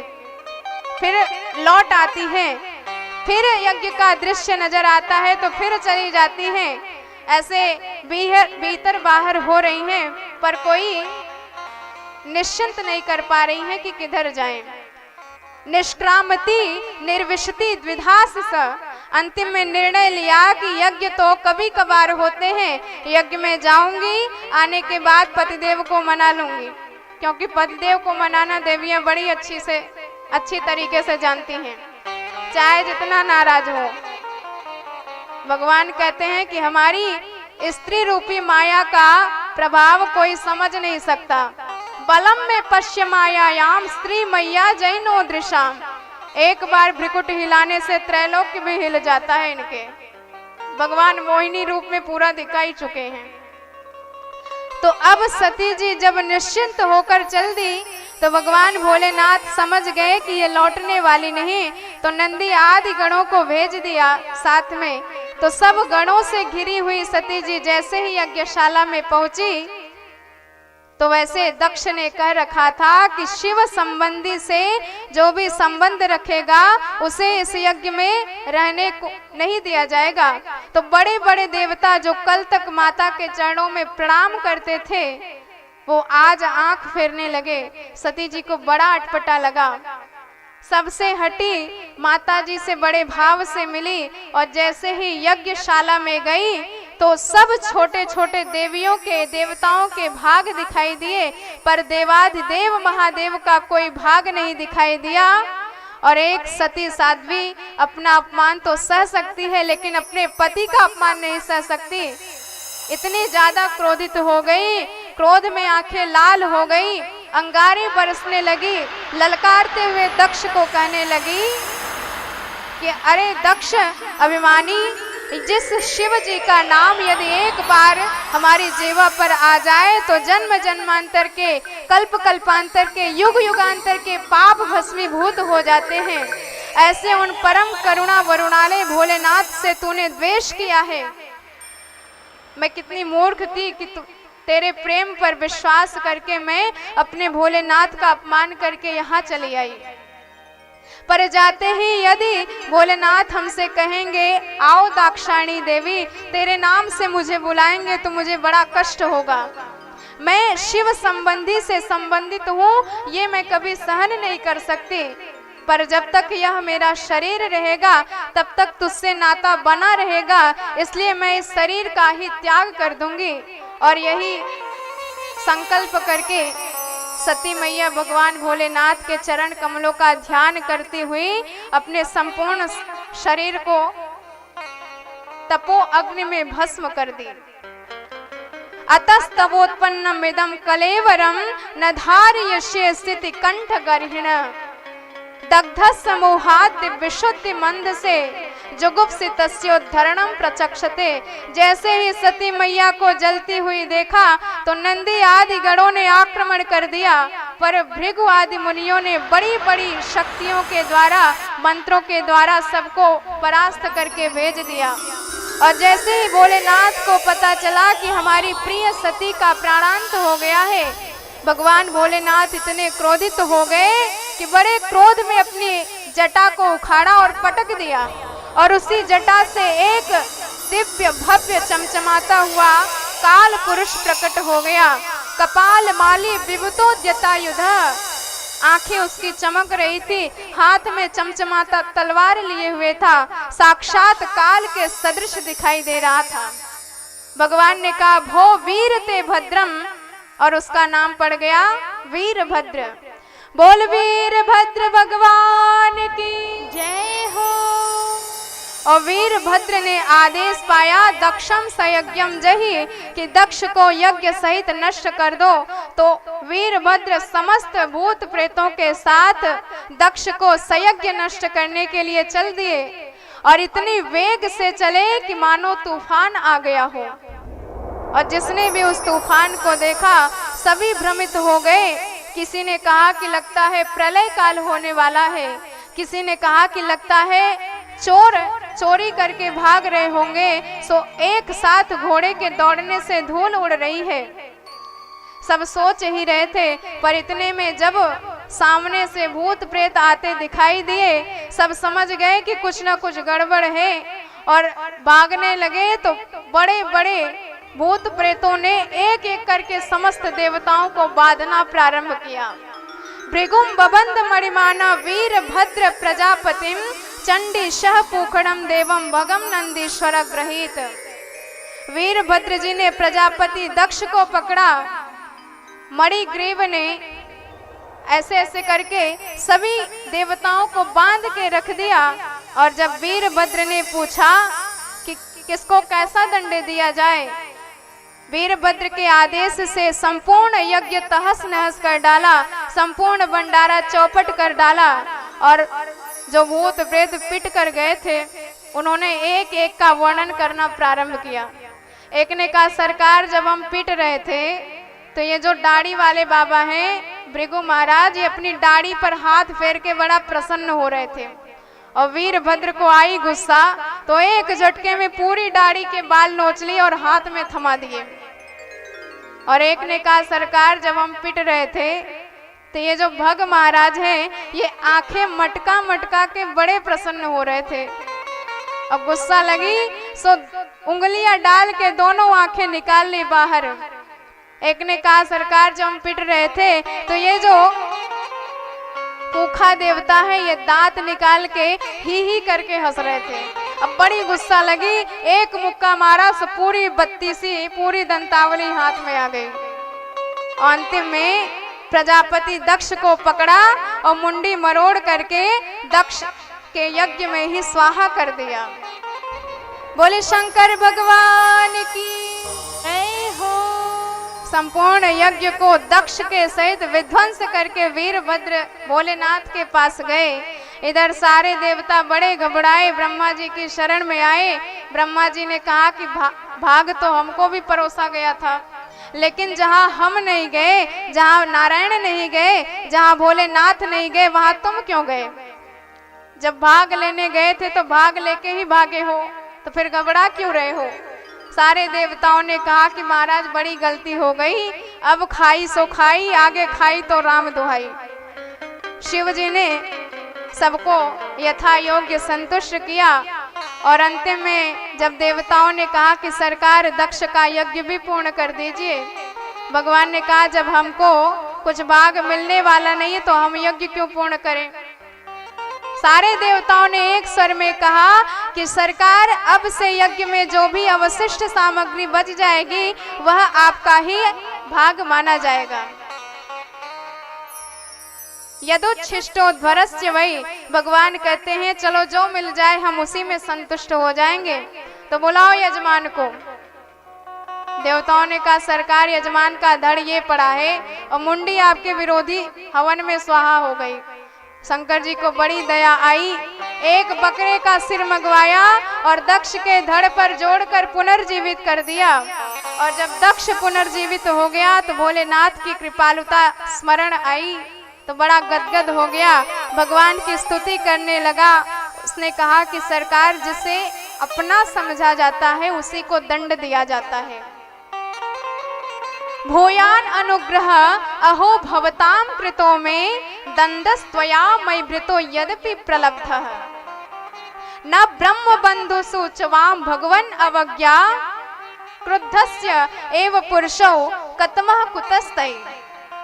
दक्ष कहता है कि सरकार जैसे कोई बच्चा शरारती बच्चों के साथ खेल रहा होता है और उस बच्चे का पिता जब गुजरता है तो बच्चे को पकड़कर दो चार चपेट लगा देता है, थप्पड़ लगा देता है। क्यों? क्योंकि वह अपना बच्चा है। तो मैंने भी गलती करी, आपने मुझे दंड दिया क्योंकि आप मुझे अपना मानते थे। तो प्रभु मेरे सारे दोष नष्ट हो गए हैं। मैं अभिमान के रंग में रंगा था, लेकिन आपने मेरे उस समस्त दोषों का हरण कर लिया है। अब स्तुति तो बड़ी बढ़िया कर रहे हैं, लेकिन बकरे का मुख लगा है तो बकरे की आवाज में बोल रहे हैं। और सुन सुनकर भोलेनाथ को हंसी आ गई और जहां भोलेनाथ हंसे भोलेनाथ संतुष्ट हुए। तुरंत यज्ञ नारायण भगवान प्रकट हो गए और भगवान भोलेनाथ के संतुष्ट होते ही यज्ञ पूर्ण हो जाता है। बोलिए यज्ञ नारायण भगवान की जय हो। सब एक स्वर में भगवान यज्ञ नारायण की स्तुति करने लगे। त्वं क्रतुस्त्वं हवेस्त्वं होतास स्वयं त्वं हि मंत्र समेदर्भपातानि च त्वं क्रतुस्त्वं हवेस्त्वं होतास स्वयं त्वं हि मंत्र समेदर्भपातानि च त्वं सदस्य द्विजोदं पति देवता अग्निहोत्र स्वधा सोमयाजं पशु त्वं सदस्य द्विजोदं पति देवता अग्निहोत्रं स्वधा सोमयाजं पशु त्वं पुरागामि सायं महासुखरो दृष्ट्वा पद्मिनीवारिणेन्द्रो यथा स्तूयमानो नगरलीलया योगिभिः व्युज्यदर्थं त्रयीगात्रयज्ञक्रतो सप्रसीद समस्वामहाकाङ्क्षता दर्शनं ते परिभ्राष्टसत्कर्मणं कीर्तने ते नृभिर्नाम्यज्ञेशते यज्ञविघ्नं क्षयं यान्ति तस्मै नमः कीर्तने ते नृभिर्नाम्यज्ञेशते यज्ञविघ्नं क्षयं यान्ति तस्मै नमः यज्ञविघ्नं क्षयं यान्ति तस्मै नमः यज्ञविघ्नं क्षयं यान्ति तस्मै नमः। बोले शंकर भगवान की जय हो। तो इस प्रकार सती जी जब अपने शरीर को भस्म कर दी तो कालांतर में वही उमा के रूप में हिमाचल के घर में प्रकट हुई और घोर तपस्या करके शिव जी को प्रसन्न किया। और जब शिव जी ने वरदान दे दिया कि हम आपके पति बनेंगे, आपके लिए बारात सजा के हिमाचल नगरी में आएंगे, तो पार्वती जी बड़ी गदगद हुई। और इधर हिमाचल महाराज के यहाँ बारात के स्वागत की तैयारी चल रही है और इधर भोलेनाथ ने सोचा कि कल ही बारात जानी है और बाराती हमारे यहाँ एक भी नहीं, बारात की कोई तैयारी नहीं, तैयारी करने वाला कोई संयोजक नहीं। तो भोलेनाथ ने सोचा कि अपने समस्त साथियों को, अपने समस्त परिकर को बुलाना चाहिए। तो भगवान ने भृंगी प्रेरि सकल गंटेरे, भृंगी जी से कहलवा दिया कि जितने भी भूत प्रेत दुनिया के कोने कोने में हो सबको बुलाकर लाओ, कह दो कि भगवान भोलेनाथ की बारात जाने वाली है। और जैसे ही भृंगी जी गए, सबको बुलाए कि भगवान भोलेनाथ की शादी में जाना है, तो बड़े बड़े भूत प्रेत दुनिया के कोने कोने से, कई कुएं में बैठे थे, कई तालाब में बैठे थे, कोई पेड़ पे लटक रहा था, किसी के धड़ ही नहीं तो धड़धड़ाता हुआ चला आ रहा था। सारे बड़े आनंद में, बड़े मस्ती में भगवान भोलेनाथ की शादी में आ रहे हैं। कहते हैं यहाँ तक कि हमको कोई घर में घुसने नहीं देता, हमारे भोलेनाथ हमको शादी में लिवा जा रहे हैं। अब पता नहीं जन्म कर्म में दूसरी और शादी मिले कि नहीं, पहली शादी मिली है तो खूब बढ़िया से अटेंड करना चाहिए। तो हमारे गोस्वामी तुलसीदास जी वर्णन करते हैं सारे भूत प्रेत भगवान भोलेनाथ का किस तरह से श्रृंगार करते हैं। तो आइए हम भी दुल्हे सरकार का श्रृंगार वर्णन श्रवण करते हैं। तत्पश्चात हम और आप भी भगवान भोलेनाथ के शादी में बाराती बन के जाएंगे। बोल दुल्हा सरकार की जय हो। शिव ही शंभु गण करई सिंगारा, शिव ही शंभु गण करई सिंगारा, जटा मुकुट यही मोर सवारा, जटा मुकुट यही मोर सवारा, शिव ही शंभु गण करई सिंगारा, जटा मुकुट यही मोर सवारा, कुंडल कंकण पहिरे व्याला, कुंडल कंकण पहिरे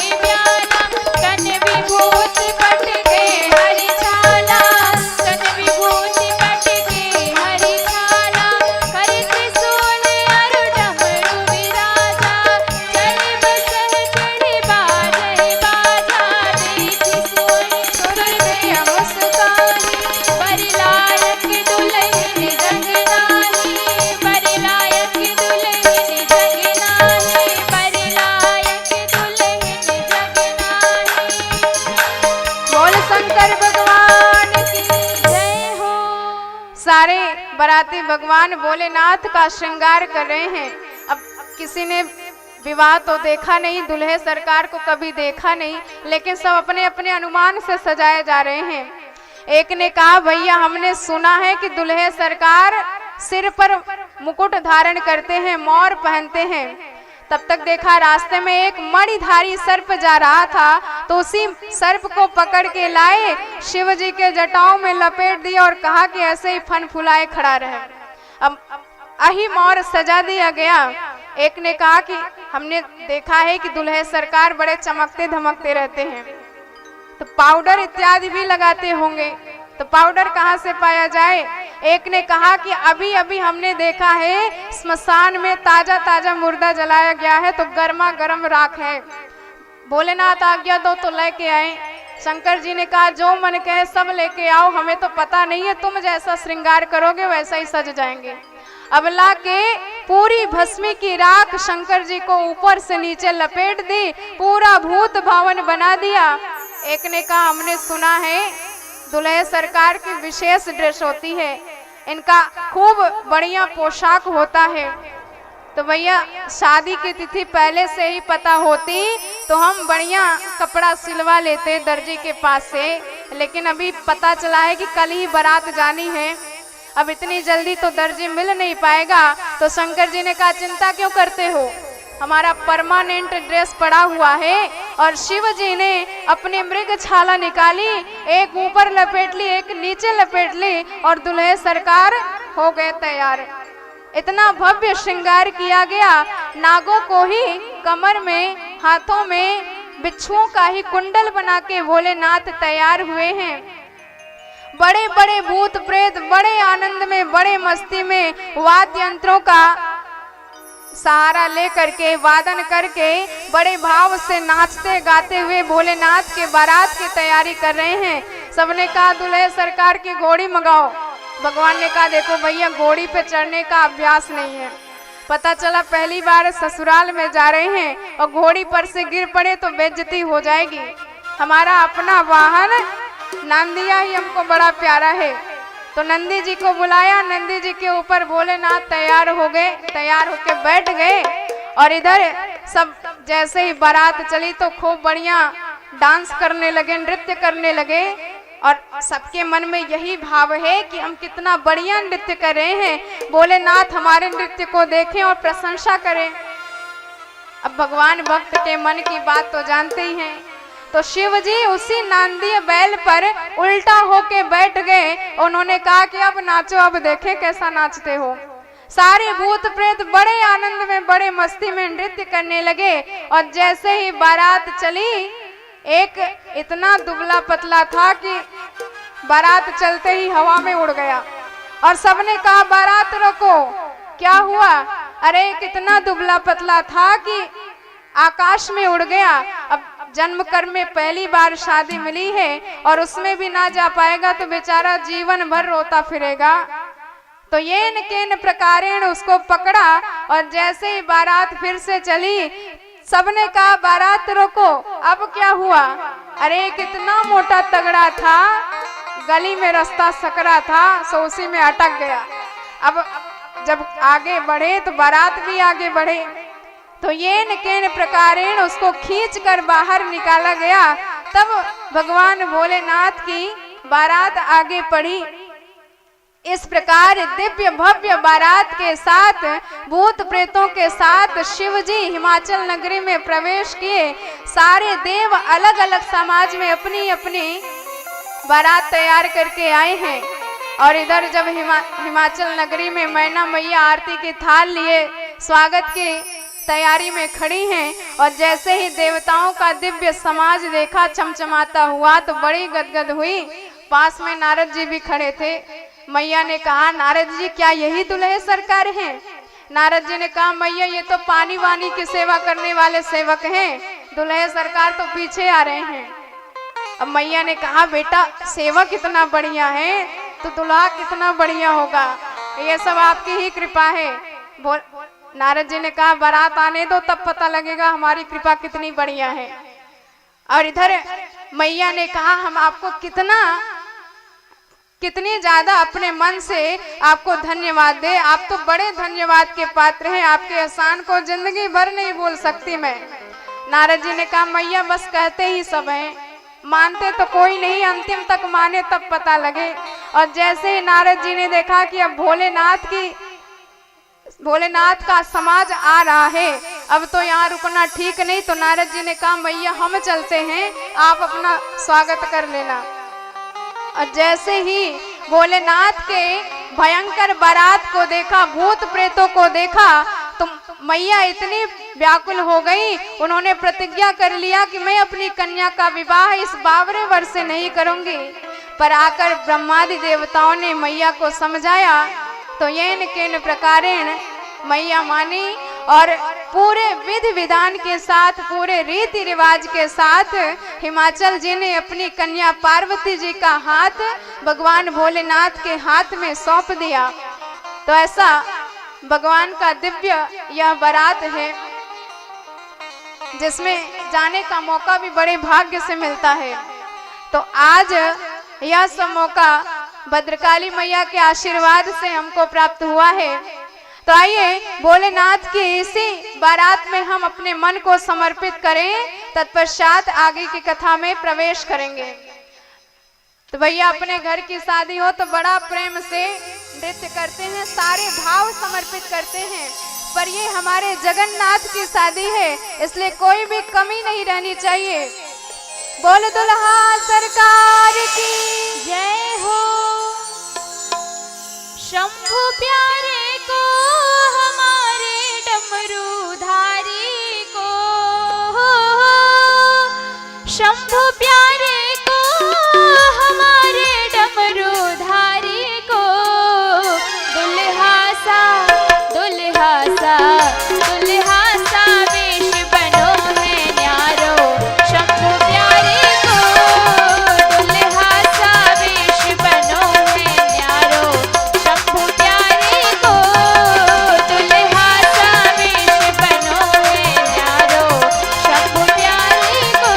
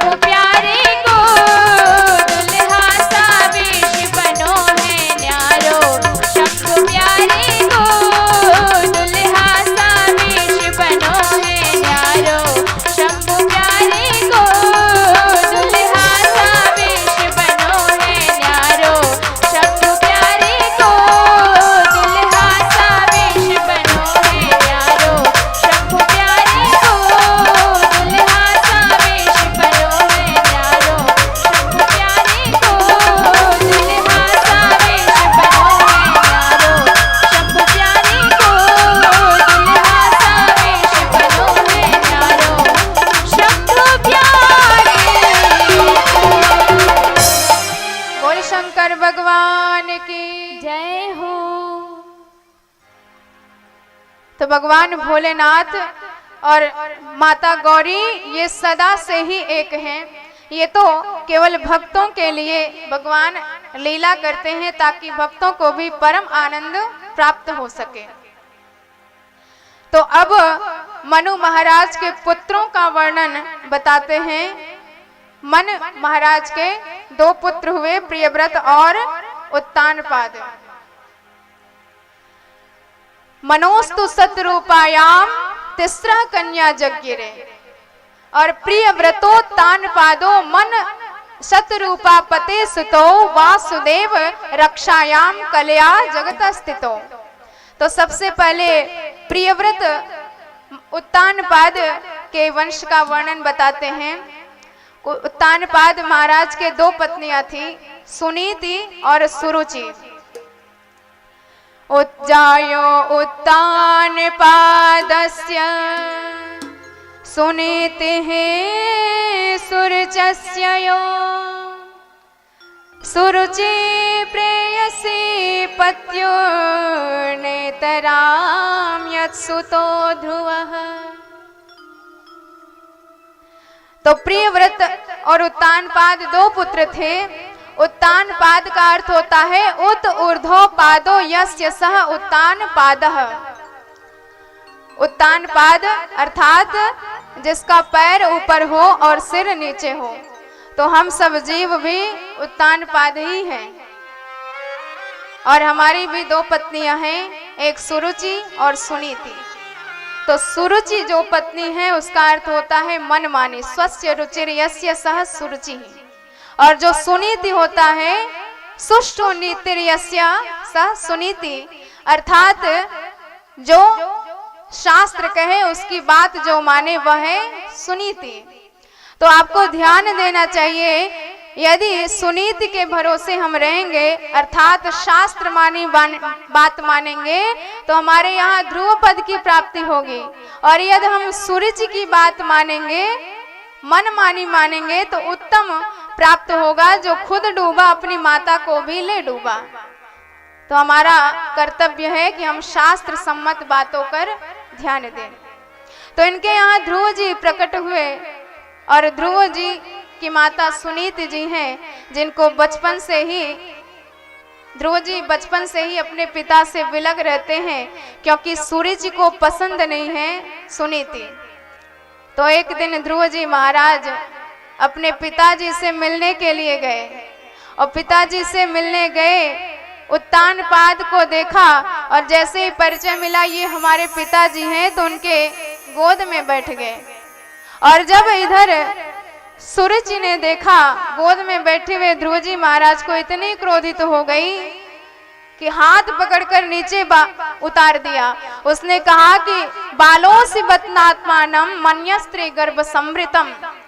बेटा, यदि तूने मेरे गर्भ से जन्म लिया होता तो अवश्य तू इस राज्य सिंहासन पर बैठने का अधिकारी होता, पर तूने सुनीति के गर्भ से जन्म लिया है, इसलिए यहाँ बैठने का अधिकारी नहीं है। तो अधिकारी कब बनेंगे? पहले तो जा भगवान की तपस्या कर और भगवान को प्रसन्न कर। यदि भगवान प्रसन्न हो जाए तो उनसे वरदान में मांगो कि मैं सुरुचि मैया के गर्भ से जन्म लूं।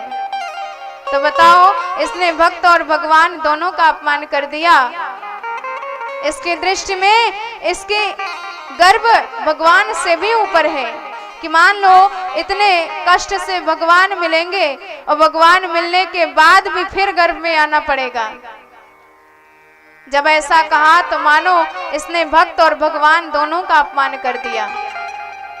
सह नहीं पाए ध्रुव जी। जैसे कोई सर्प को डंडा मार देता है, ऐसे ही इनको धक्का लगा और जैसे सर्प फुफकारने लगता है, ऐसे ये भी सांस खींचते हुए अपने घर पे आए। और मैया ने इनका हाल देखा तो बड़ी घबराई, पूछने लगी बेटा क्या हुआ? वाणी मूक हो गई, कुछ बोल ही नहीं पाए। तो इस पर उनके साथ के बच्चों ने बताया सारी बातें, सुनकर तो बड़ी दुखी हुई। जगाम मातु प्ररुदन सुकाशम, जैसे कोई लता को पाला मार देता है, ऐसे मुरझा गई बेचारी उन्होंने कहा बेटा वो तेरी विमाता है और माँ यदि कुछ कह दे तो बच्चों को बुरा नहीं मानना चाहिए। माता कहने का अधिकार भी रखती है, मारने का भी अधिकार रखती है। बेटा बुरा मत मानना अपनी माँ के बातों का। तो इस पर ध्रुव जी बड़े अवाक रह गए।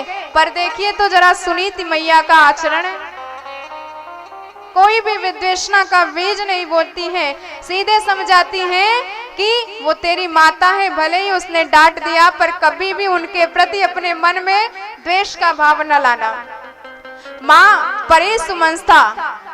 और इस पर ध्रुव जी ने कहा कि मैया आप गजब की हो, जिसने आपको गाली दिया उसी की आप पक्ष ले रही हो।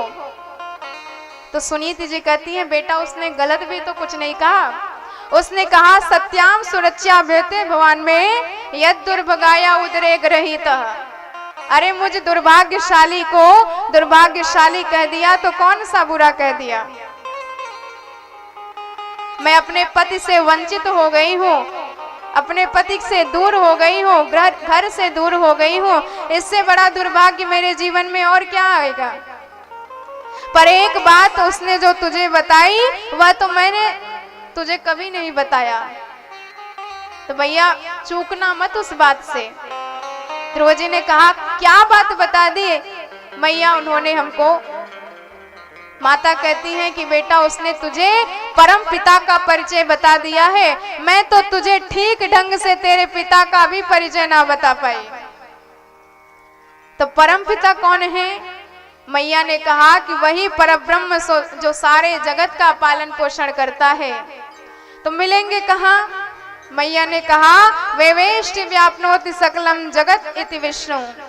हरि व्यापक सर्वत्र समाना प्रेम ते प्रकट मोहि मैं जाना।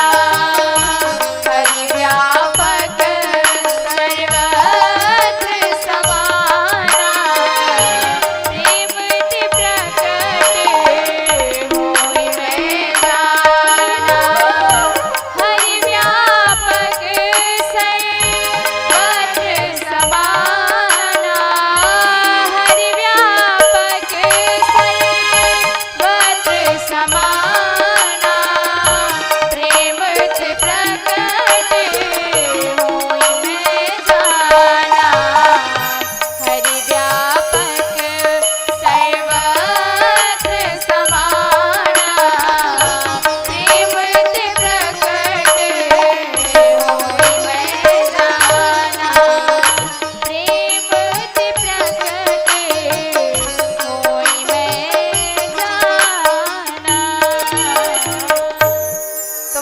समझा दिया कि बेटा जैसे दूध के कण कण में घी रहता है पर उसको जमाने के बाद मथने की आवश्यकता पड़ती है, और जैसे पुष्प के कण कण में सुगंधि रहती है उसको निकालने की आवश्यकता रहती है, ऐसे जगत के कण कण में भगवान छिपे हुए हैं, बस हमको ढूंढने की आवश्यकता रहती है। और जहां हमने अपने चित्त को जमाया और उसी चित्त का मंथन कर दिया और उसी चित्त में दिव्य भक्ति स्वरूप घृत प्रकट हो गया तो उसी घृत से भगवत रूपी दीप जल जाएगा, इसमें कभी संदेह न करना। तो ध्रुव जी तो निकल पड़े 5 वर्ष की अवस्था में, हम तो भगवान से मिल के रहेंगे, होगी सो देखी जाएगी। और ध्रुव जी इधर चल दिए। अब देखिए भैया ये तो प्रारब्ध की संस्कृति होती है जो अपने आप जागृत हो जाती है, नहीं तो बड़े बड़े विद्वान के घर भी बड़े बड़े मूर्ख पैदा हो जाते हैं और बड़े बड़े मूर्खों के घर भी बड़े बड़े विद्वान पैदा हो जाते हैं, बड़े बड़े दैत्यों के घर भी भगवान के बड़े बड़े भक्त पैदा हो जाते हैं। ये प्रारब्ध होता है। प्रारब्ध में यदि भक्ति संस्कृति है तो अपने आप इस जीवन में आप में जागृत हो जाएगी। तो यदि भक्ति जागृत है तो समझ लीजिए हमारे पूर्व जन्म का कर्म है। अब गोस्वामी तुलसीदास जी इतने बड़े ज्ञानी बने, इतने बड़े संत बने, कई लोग तो कहते हैं यदि इनकी देवी जी ने इनको डांट ना लगाई होती तो इतने बड़े संत ना बनते। तो भैया यदि देवी जी के डांट से कोई संत बनने लग जाए तो आज तो घर घर में संत ही नजर आने चाहिए। शायद ही कोई इस प्रसाद से बचा होगा। तो जब दिया और बाती तैयार था, घृत डाला था, केवल चिंगारी लगने की आवश्यकता थी, तो चिंगारी लगी और सारा दीपक जल उठा। ठीक इसी प्रकार संस्कृत तो हमारे जीवन में पूर्व से ही थी, जरा सी चिंगारी लगी तो वही भक्ति जागृत हो गई, और जागृत हुई तो ध्रुव जी निकल पड़े, और नारद जी ने देखा कि छोटा सा बालक है, दृढ़ प्रतिज्ञा करके चल पड़ा, चलो मैं इसकी परीक्षा लेता हूं कि कौन से नंबर की इसकी भक्ति है। क्योंकि प्रायः मरकट वैरागी ज्यादा होते हैं, जहां कथा सुने, जहां स्मशान में गए तो वैराग्य सबको जगने लग जाता है कि भैया ये जीवन कभी ना कभी नष्ट हो जाएगा, कभी ना कभी हमको संसार छोड़ देना पड़ेगा। तो चार जगह सबको वैराग्य प्रकट होता है। चारि ठोर सब नरन के कछु वैराग्य चढ़ंत, गर्भ माहि शव के निकट कथा सुनत रतियंत। जब गर्भ में रहते हैं तब भी बड़ा याद रहता है, तब भी भगवान से बारंबार विनती करते हैं कि सरकार एक बार यदि आपने हमको गर्भ से बहिर्भूत कर दिया तो अब की बार ऐसा भजन करेंगे कि दोबारा कभी गर्भ में आने की नौबत नहीं आएगी। यदि माम योन्यः प्रमुच्ये हम ततस्मरिष्ये पदम तव तमुपायं करिष्यामि। तो ऐसा सारे लोग भगवान से प्रतिज्ञा करते हैं, लेकिन आने के बाद सारे भूल जाते हैं। तो यह वैराग्य भी प्रायः स्थिर नहीं रह सकता। और दूसरा वैराग्य शव के निकट, जब राम नाम सत्य है सुनते हैं तो स्मशान के पास जाते ही बड़ा वैराग्य चढ़ता है कि किसी ना किसी दिन हमको भी जलना पड़ेगा, हमको भी मरना पड़ेगा, शरीर नष्ट कर देना पड़ेगा। तो बड़ा वैराग्य आता है कि आज के बाद से कभी मोह माया में नहीं पड़ेंगे, कभी जगत के प्रपंच में नहीं पड़ेंगे, केवल प्रभु का भजन करेंगे। और जहां घर आए एक समय भोजन किया तो सारी बुद्धि फिर से भ्रष्ट हो जाती है, सारा वैराग्य का रंग उतर जाता है, सारी मस्ती झड़ जाती है। ऐसी स्थिति है हमारी। और जब कथा सुनेंगे तब भी बड़ा भक्ति भाव जागृत होता है, लेकिन कथा सुने और प्रसाद खाई, प्रसाद खाते ही सारा वैराग्य भूल जाते हैं। तो इस प्रकार का वैराग्य सबका होता है। नारद जी भी परीक्षा लेने आए, खूब समझाया कि बेटा अभी तू बच्चा है, अभी तेरे खाने खेलने की उम्र है। पता है वन में सैकड़ों मिलेंगे जिन्होंने सैकड़ों वर्ष गुजार दिए भगवान की खोज में, पर आज तक कभी प्राप्त नहीं कर पाएंगे। तो कौन सी गारंटी है कि तुझे भगवान मिल जाएंगे। तो लक्ष्याम कुमारस्य सक्तस्य क्रीडनादिषु, इस पर काफी शिक्षा दिया नारद जी ने। उन्होंने कहा कि बेटा अपने से छोटे पर हमेशा प्रीति करना चाहिए, अपने से समान पर हमेशा मित्रवत व्यवहार करना चाहिए, और जो अपने से बड़ा हो हमेशा उसका सम्मान करना चाहिए। मैत्री समाना दन्विच्छेन तापैर अभिभूयते, आत्मानं तोषयन् देहि तमसः पार मृच्छति। खूब समझाया। अंतिम में ध्रुव जी महाराज ने कहा कि आपका उपदेश तो बड़ा दिव्य है गुरुदेव, लेकिन यदि कोई चलनी लेके गैया का दूध दूने जाए तो क्या बूंद भी उसमें टिक सकता है। आपका उपदेश अमृत जैसा है, पर मेरा मन मेरी विमाता के वचनों से, दुर्वचनों से चलनी हो गया है, इसलिए आपका उपदेश टिकता नहीं। अब तो मैं भगवान को प्राप्त करके ही घर जाऊंगा। नारद जी समझ गए चेला दृढ़ है, लौटेगा नहीं, सो दिव्य द्वादशाक्षर मंत्र का दान दे दिया, ओम नमो भगवते वासुदेवाय, और कहा इसी मंत्र का नित्य जप करना। तो मननात् त्रायते इति मंत्रः, मंत्र का गायन कभी नहीं करना चाहिए, मंत्र का केवल मनन करना चाहिए। जो मनन करने से त्राण कर दे उसी को मंत्र कहा जाता है। द्वादशाक्षर मंत्र दिया और आदेश दिया कि यमुना जी के तट पर जाओ, भगवान का ध्यान लगाओ। मधुवन में तत्ताच्छ गच्छ भद्रं ते यमुनायास्तटे शुचिः पुण्यं मधुवनं यत्र सान्निध्यं नित्यदा हरेः। अब मधुवन में जैसे ही आए यमुना जी के तट पर तो दिव्य भगवान के लिए संकल्प बांध लिया, व्रत ले लिया और पहले महीने में इतना कठोर नियम बनाया, त्रिरात्रांते कपित्थ बदराशनः। तीन दिन के अंतराल पर केवल कंद मूल फल खाकर भगवान का नित्य भजन करते हैं, नित्य ध्यान लगाते हैं। और दूसरा महीना लगा तो नियम और कठोर कर दिया, खष्टे को दिनों। अब तो 6 दिन के अंतराल पर कंदमूल भी छोड़ दिया, केवल यमुना जी का जल पीकर, जल पान करके जीवन जीते हैं। और जैसे ही तीसरा महीना लगा नियम और कठोर बना दिया, नवमे हनी। अब 9 दिन के अंतराल पर केवल खाते हैं और भगवान का भजन करते हैं। और चतुर्थ वपि वै मासे द्वादशे हनी, चौथे महीने में और कठोर नियम कर दिया। अब तो केवल वायु पीकर जीवन यापन कर रहे हैं।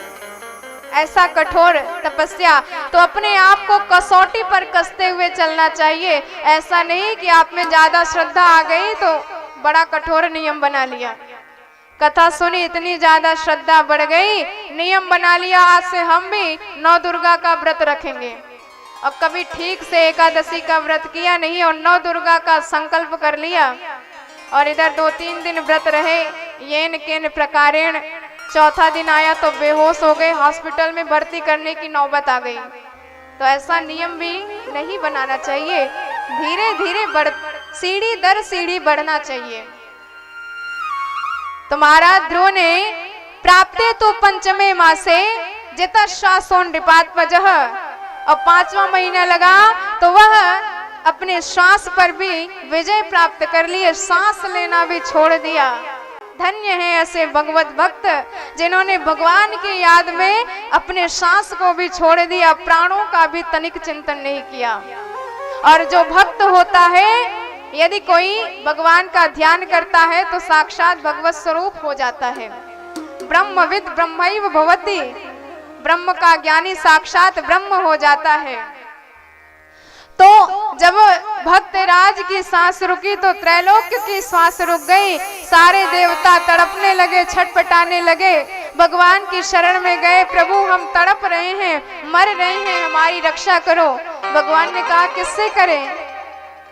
तो इस पर कहा कि कारण नहीं पता है।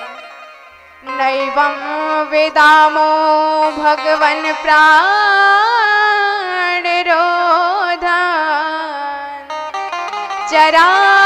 चराचरात्मा अखिल शक्ति धाम्नः व्रजे हि तन्नो व्रजनाधिमोक्षम् प्राप्तं वयं त्वं शरणं प्रपन्ना। हम तो बस आपके शरण में आए हैं, हे नारायण हमारी रक्षा करो। भगवान समझ गए ये हमारे भक्त राज की उग्र तपस्या है, तो धन्य है भक्त की भक्ति। आज स्वयं भगवान अपने भक्त के दर्शन करने जा रहे हैं। भक्त को दर्शन देने नहीं, भगवान भक्त के दर्शन करने जा रहे हैं।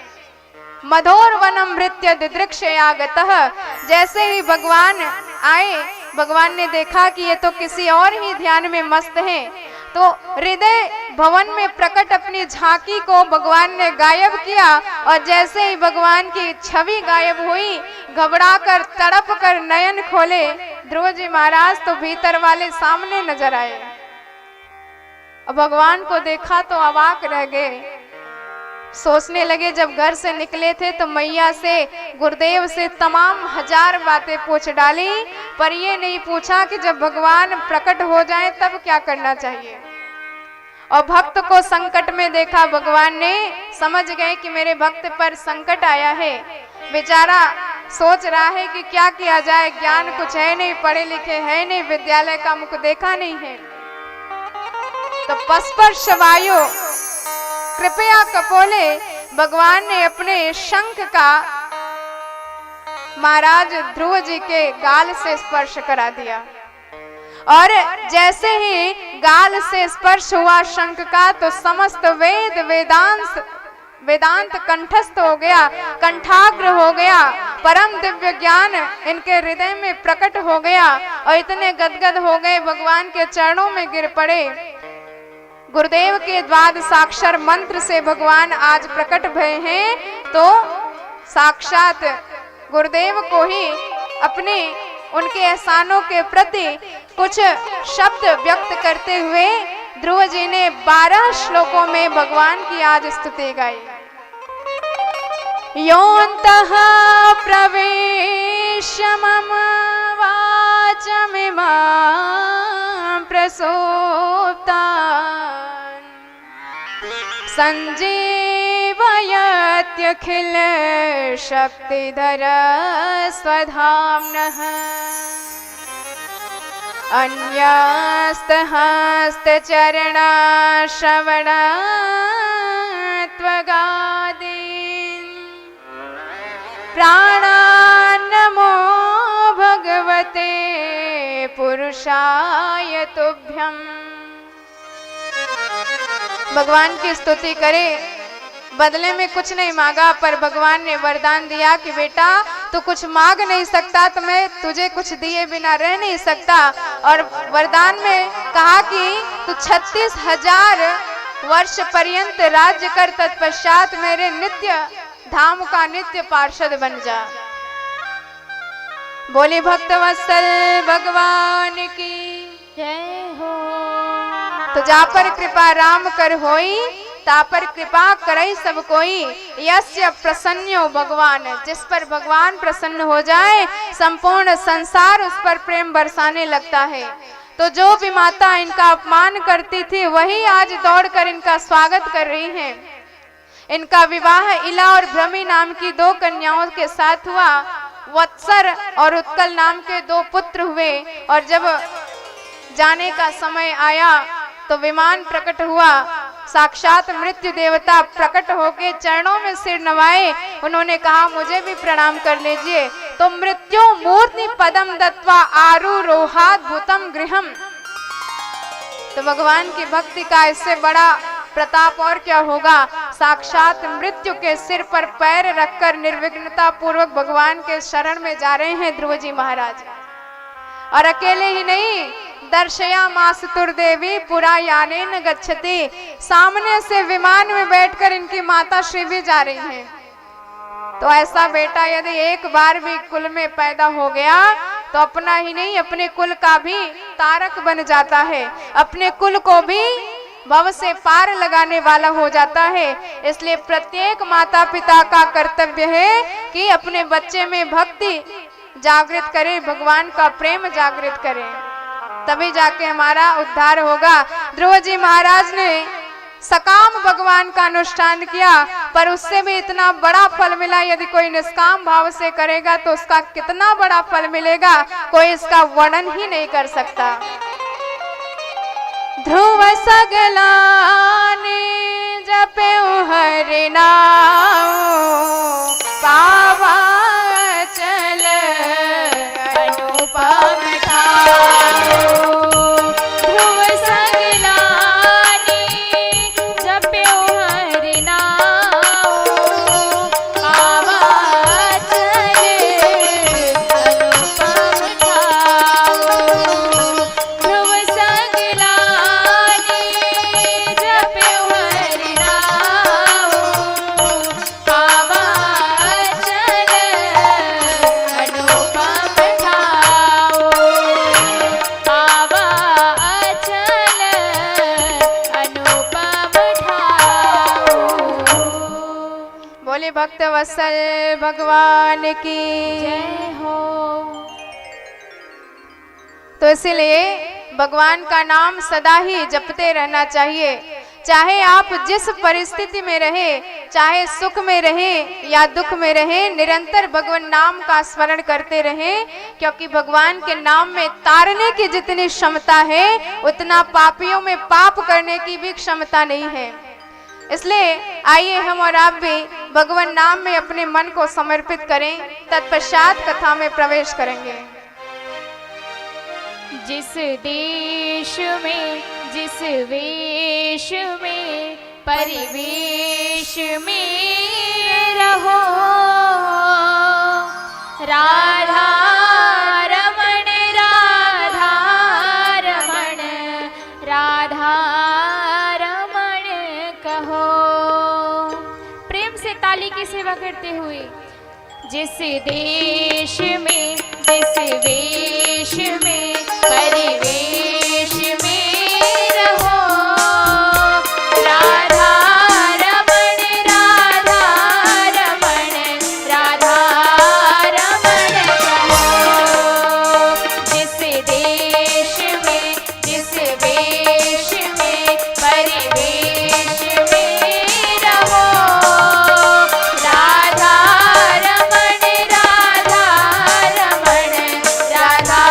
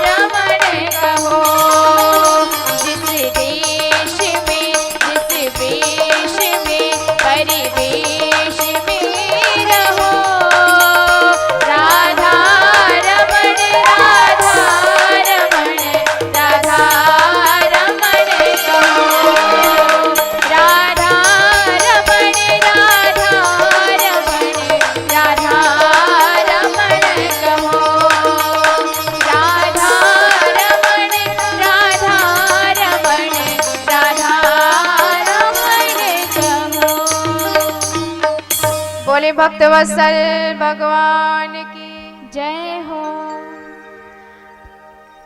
तो अब मनु महाराज के दूसरे पुत्र प्रियव्रत जी के वंश का वर्णन करते हैं, जिनके वंश में साक्षात भगवान ऋषभ देव का अवतार हुआ, जिनके 100 पुत्र हुए, जिनमें से पहले भरत जी थे, जिनके प्रताप से इस अपने देश का नाम भारतवर्ष पड़ा।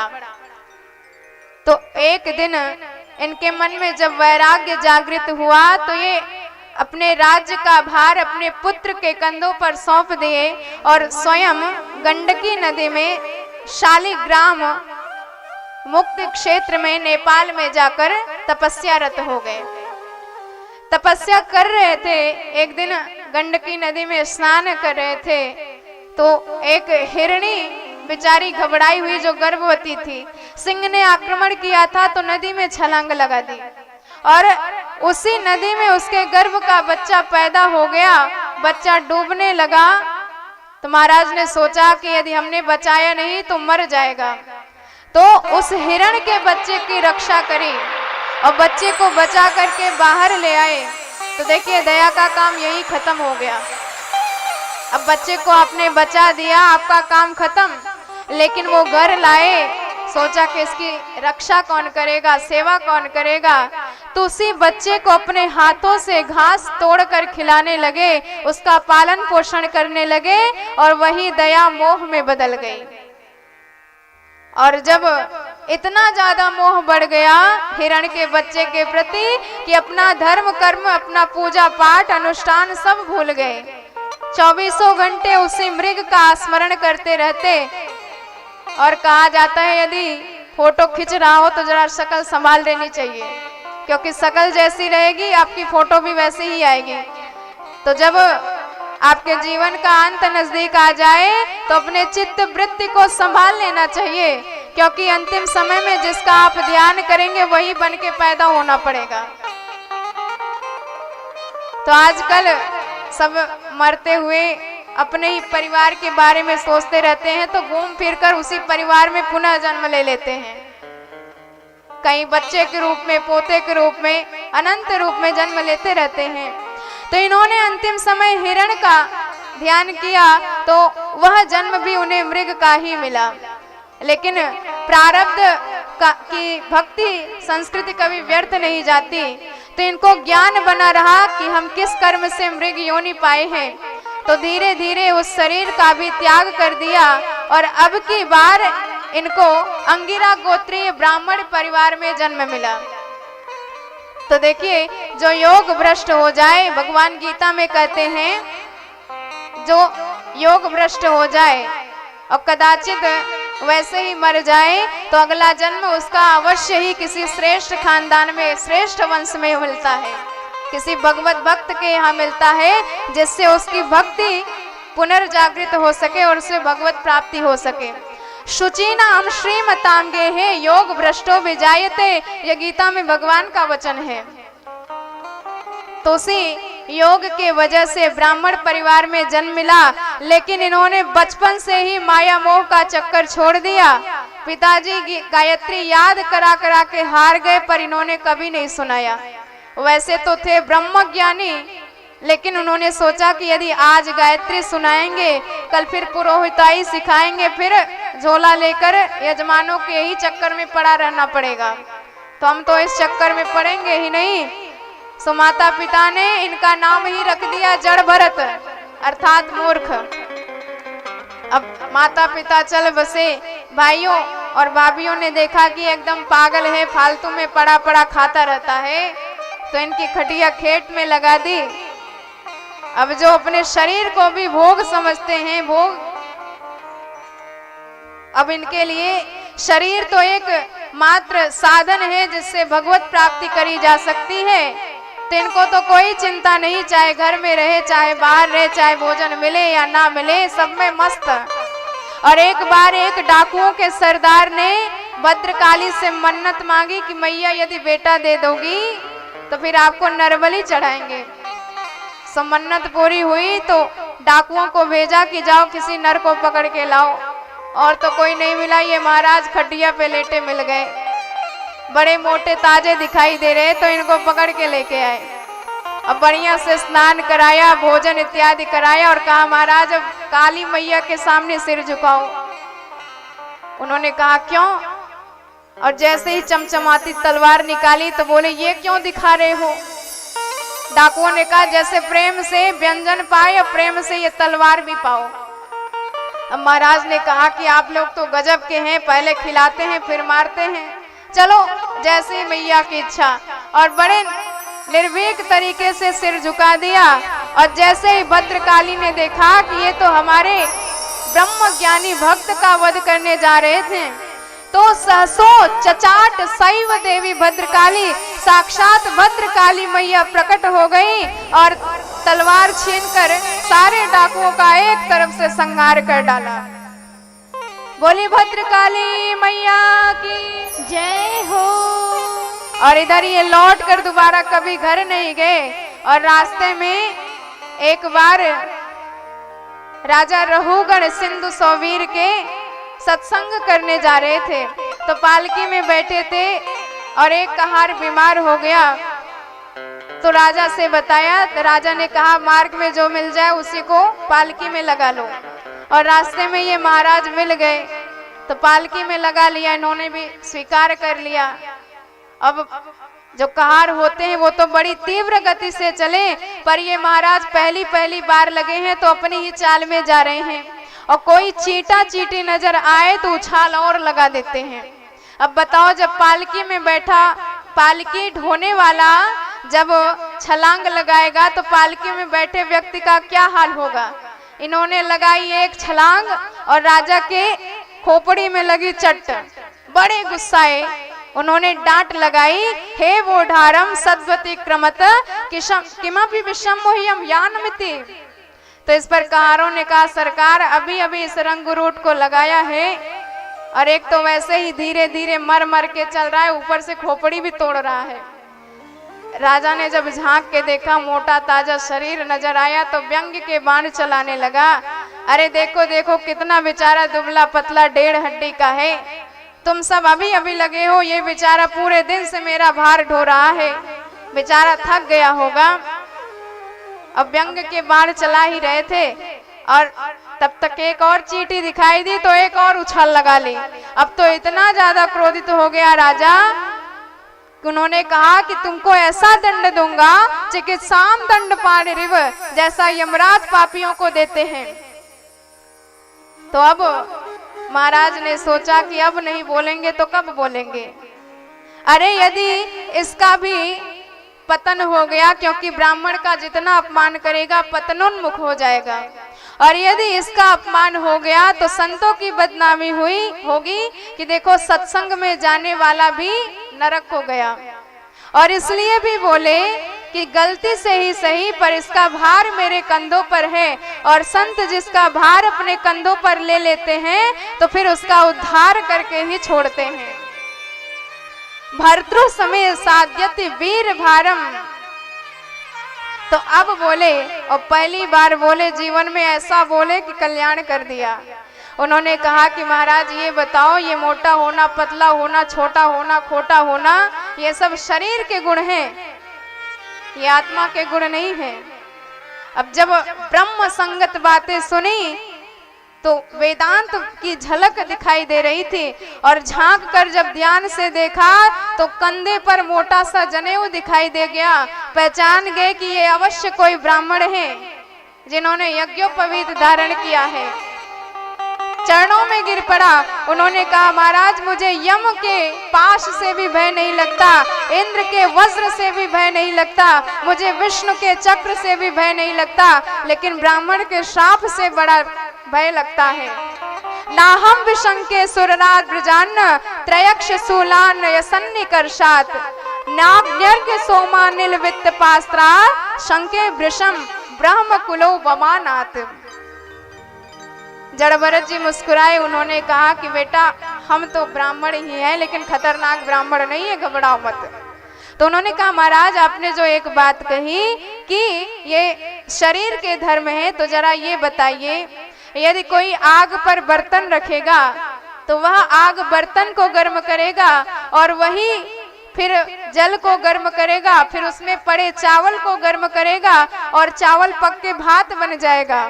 तो क्या यदि कष्ट हमारे शरीर को होगा तो मन पर असर नहीं पड़ेगा, और यदि मन पर असर पड़ेगा तो क्या उसमें स्थित आत्मा पर यह असर नहीं दिखाएगा? तो इस पर हंसते हुए उन्होंने कहा कि बात तो तुम्हारी बढ़िया है, लेकिन जो तुमने ये परिघटना हमको सुनाई, ये केवल सावयव है, इन्हें आंखों से देखा जा सकता है, हाथों से स्पर्श किया जा सकता है, लेकिन जिस आत्मा के साथ घटा रहे हो उस आत्मा को बताओ क्या किसी ने देखा है कि कैसे दिखती है? काली, भूरी, पीली, छोटी मोटी, किसी ने नहीं देखा है।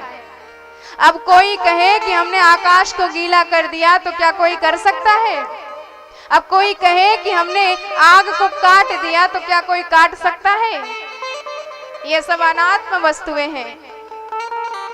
तो ऐसे ही हमारी आत्मा भगवान की विभूति है।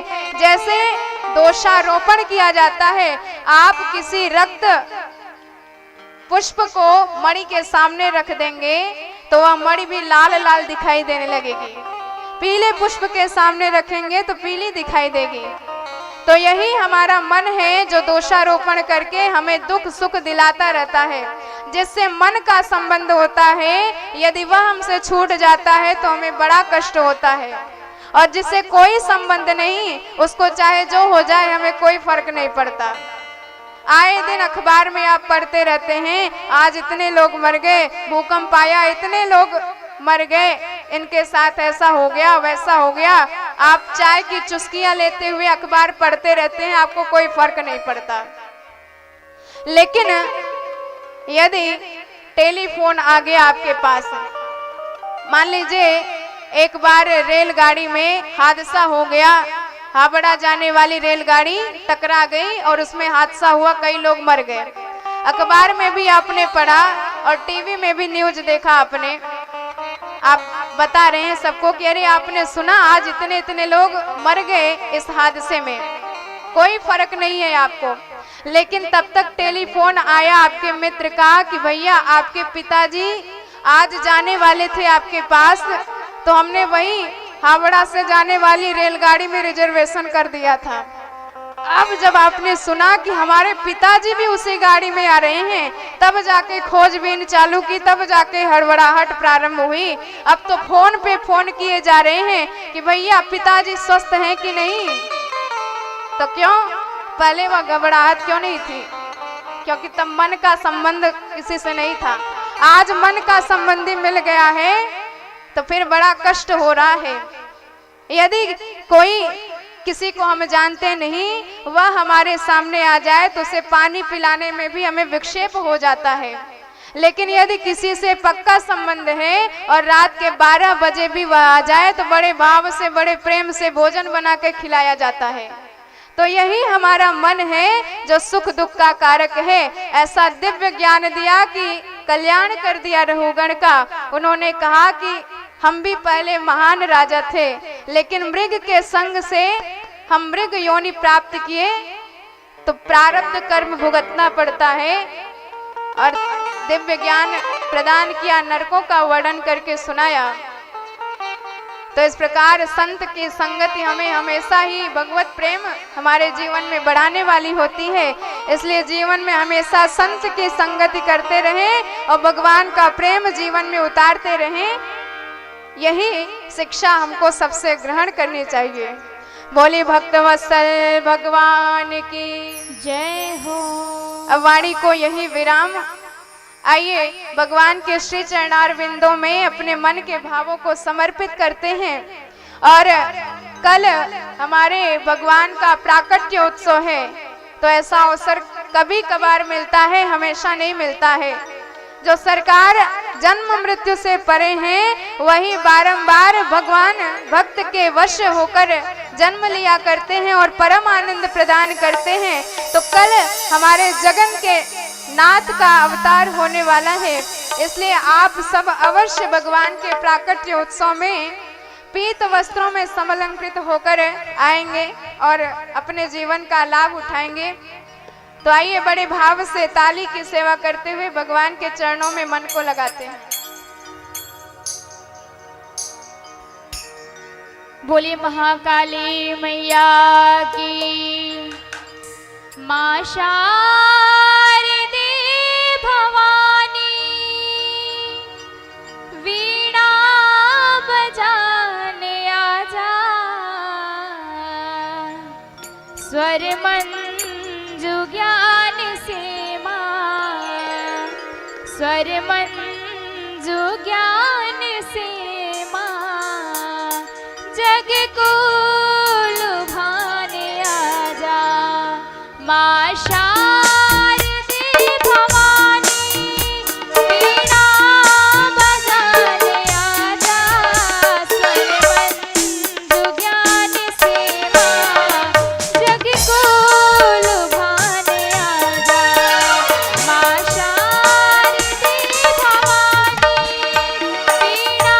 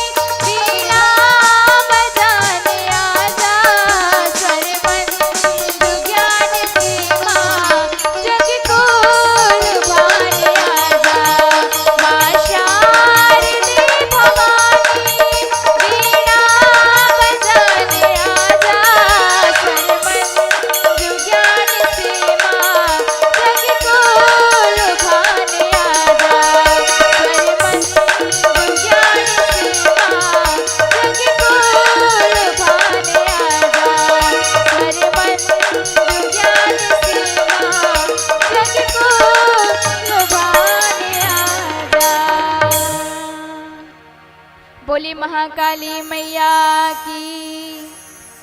आप सभी अपने अपने स्थान पर प्रेम पूर्वक खड़े हो जाइए और सभी लोग आरती करेंगे।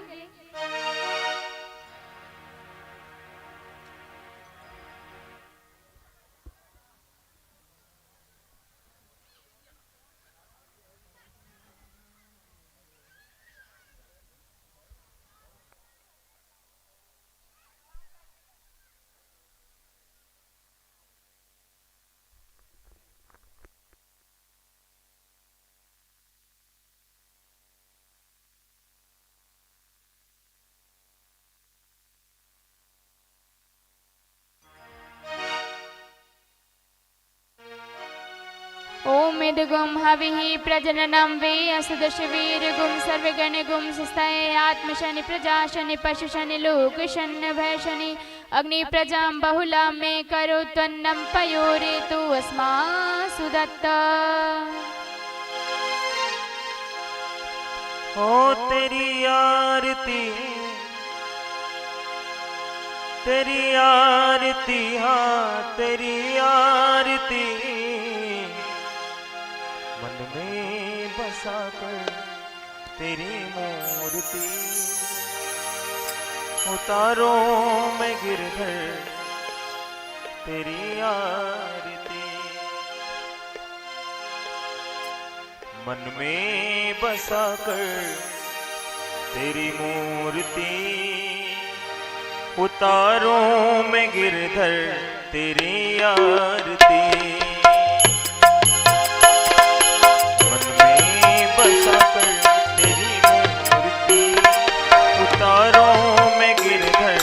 तेरी आरती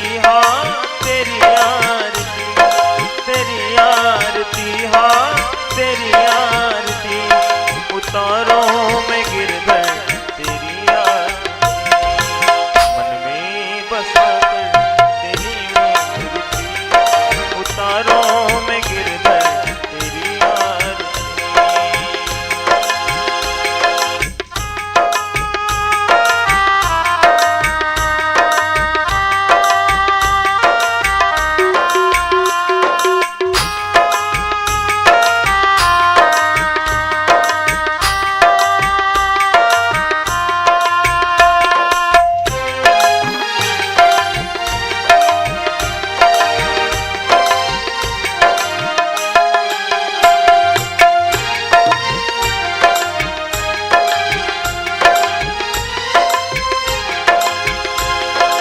करुणा करो कष्ट हरो ज्ञानी दो भगवन भव में फंसी नाव मेरी तार दो भगवन।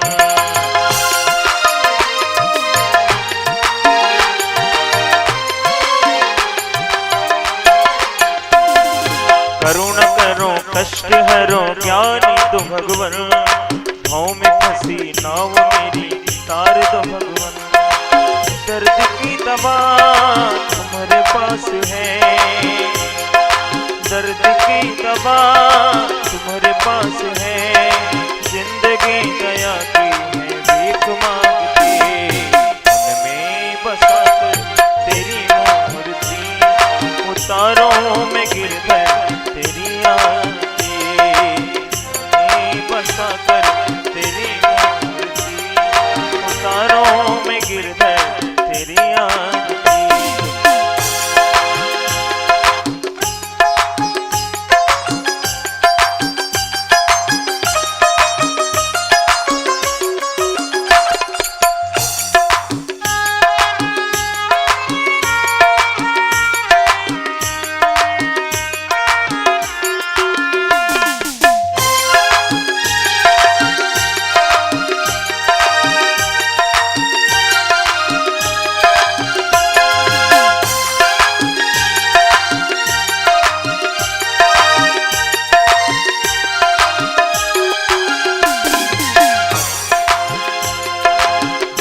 तुझसे क्या मैं सोचूं भगवान जिंदगी जब तेरे नाम कर दी अर्पण।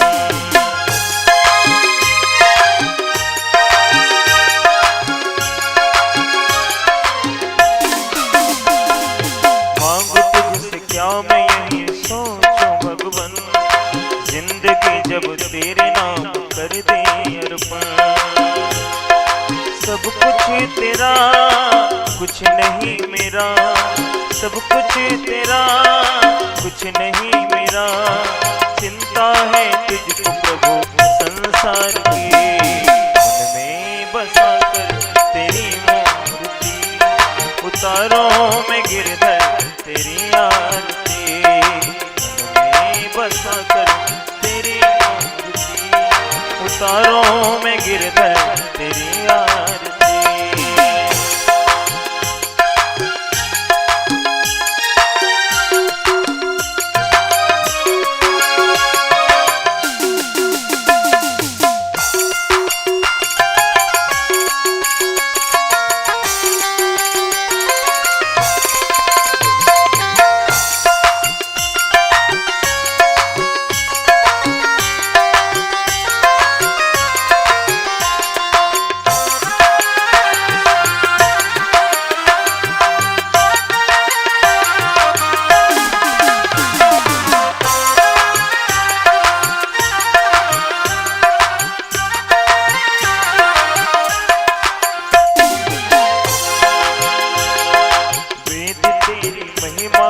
संत करे ध्यान, वेद तेरी महिमा गाए संत करे ध्यान।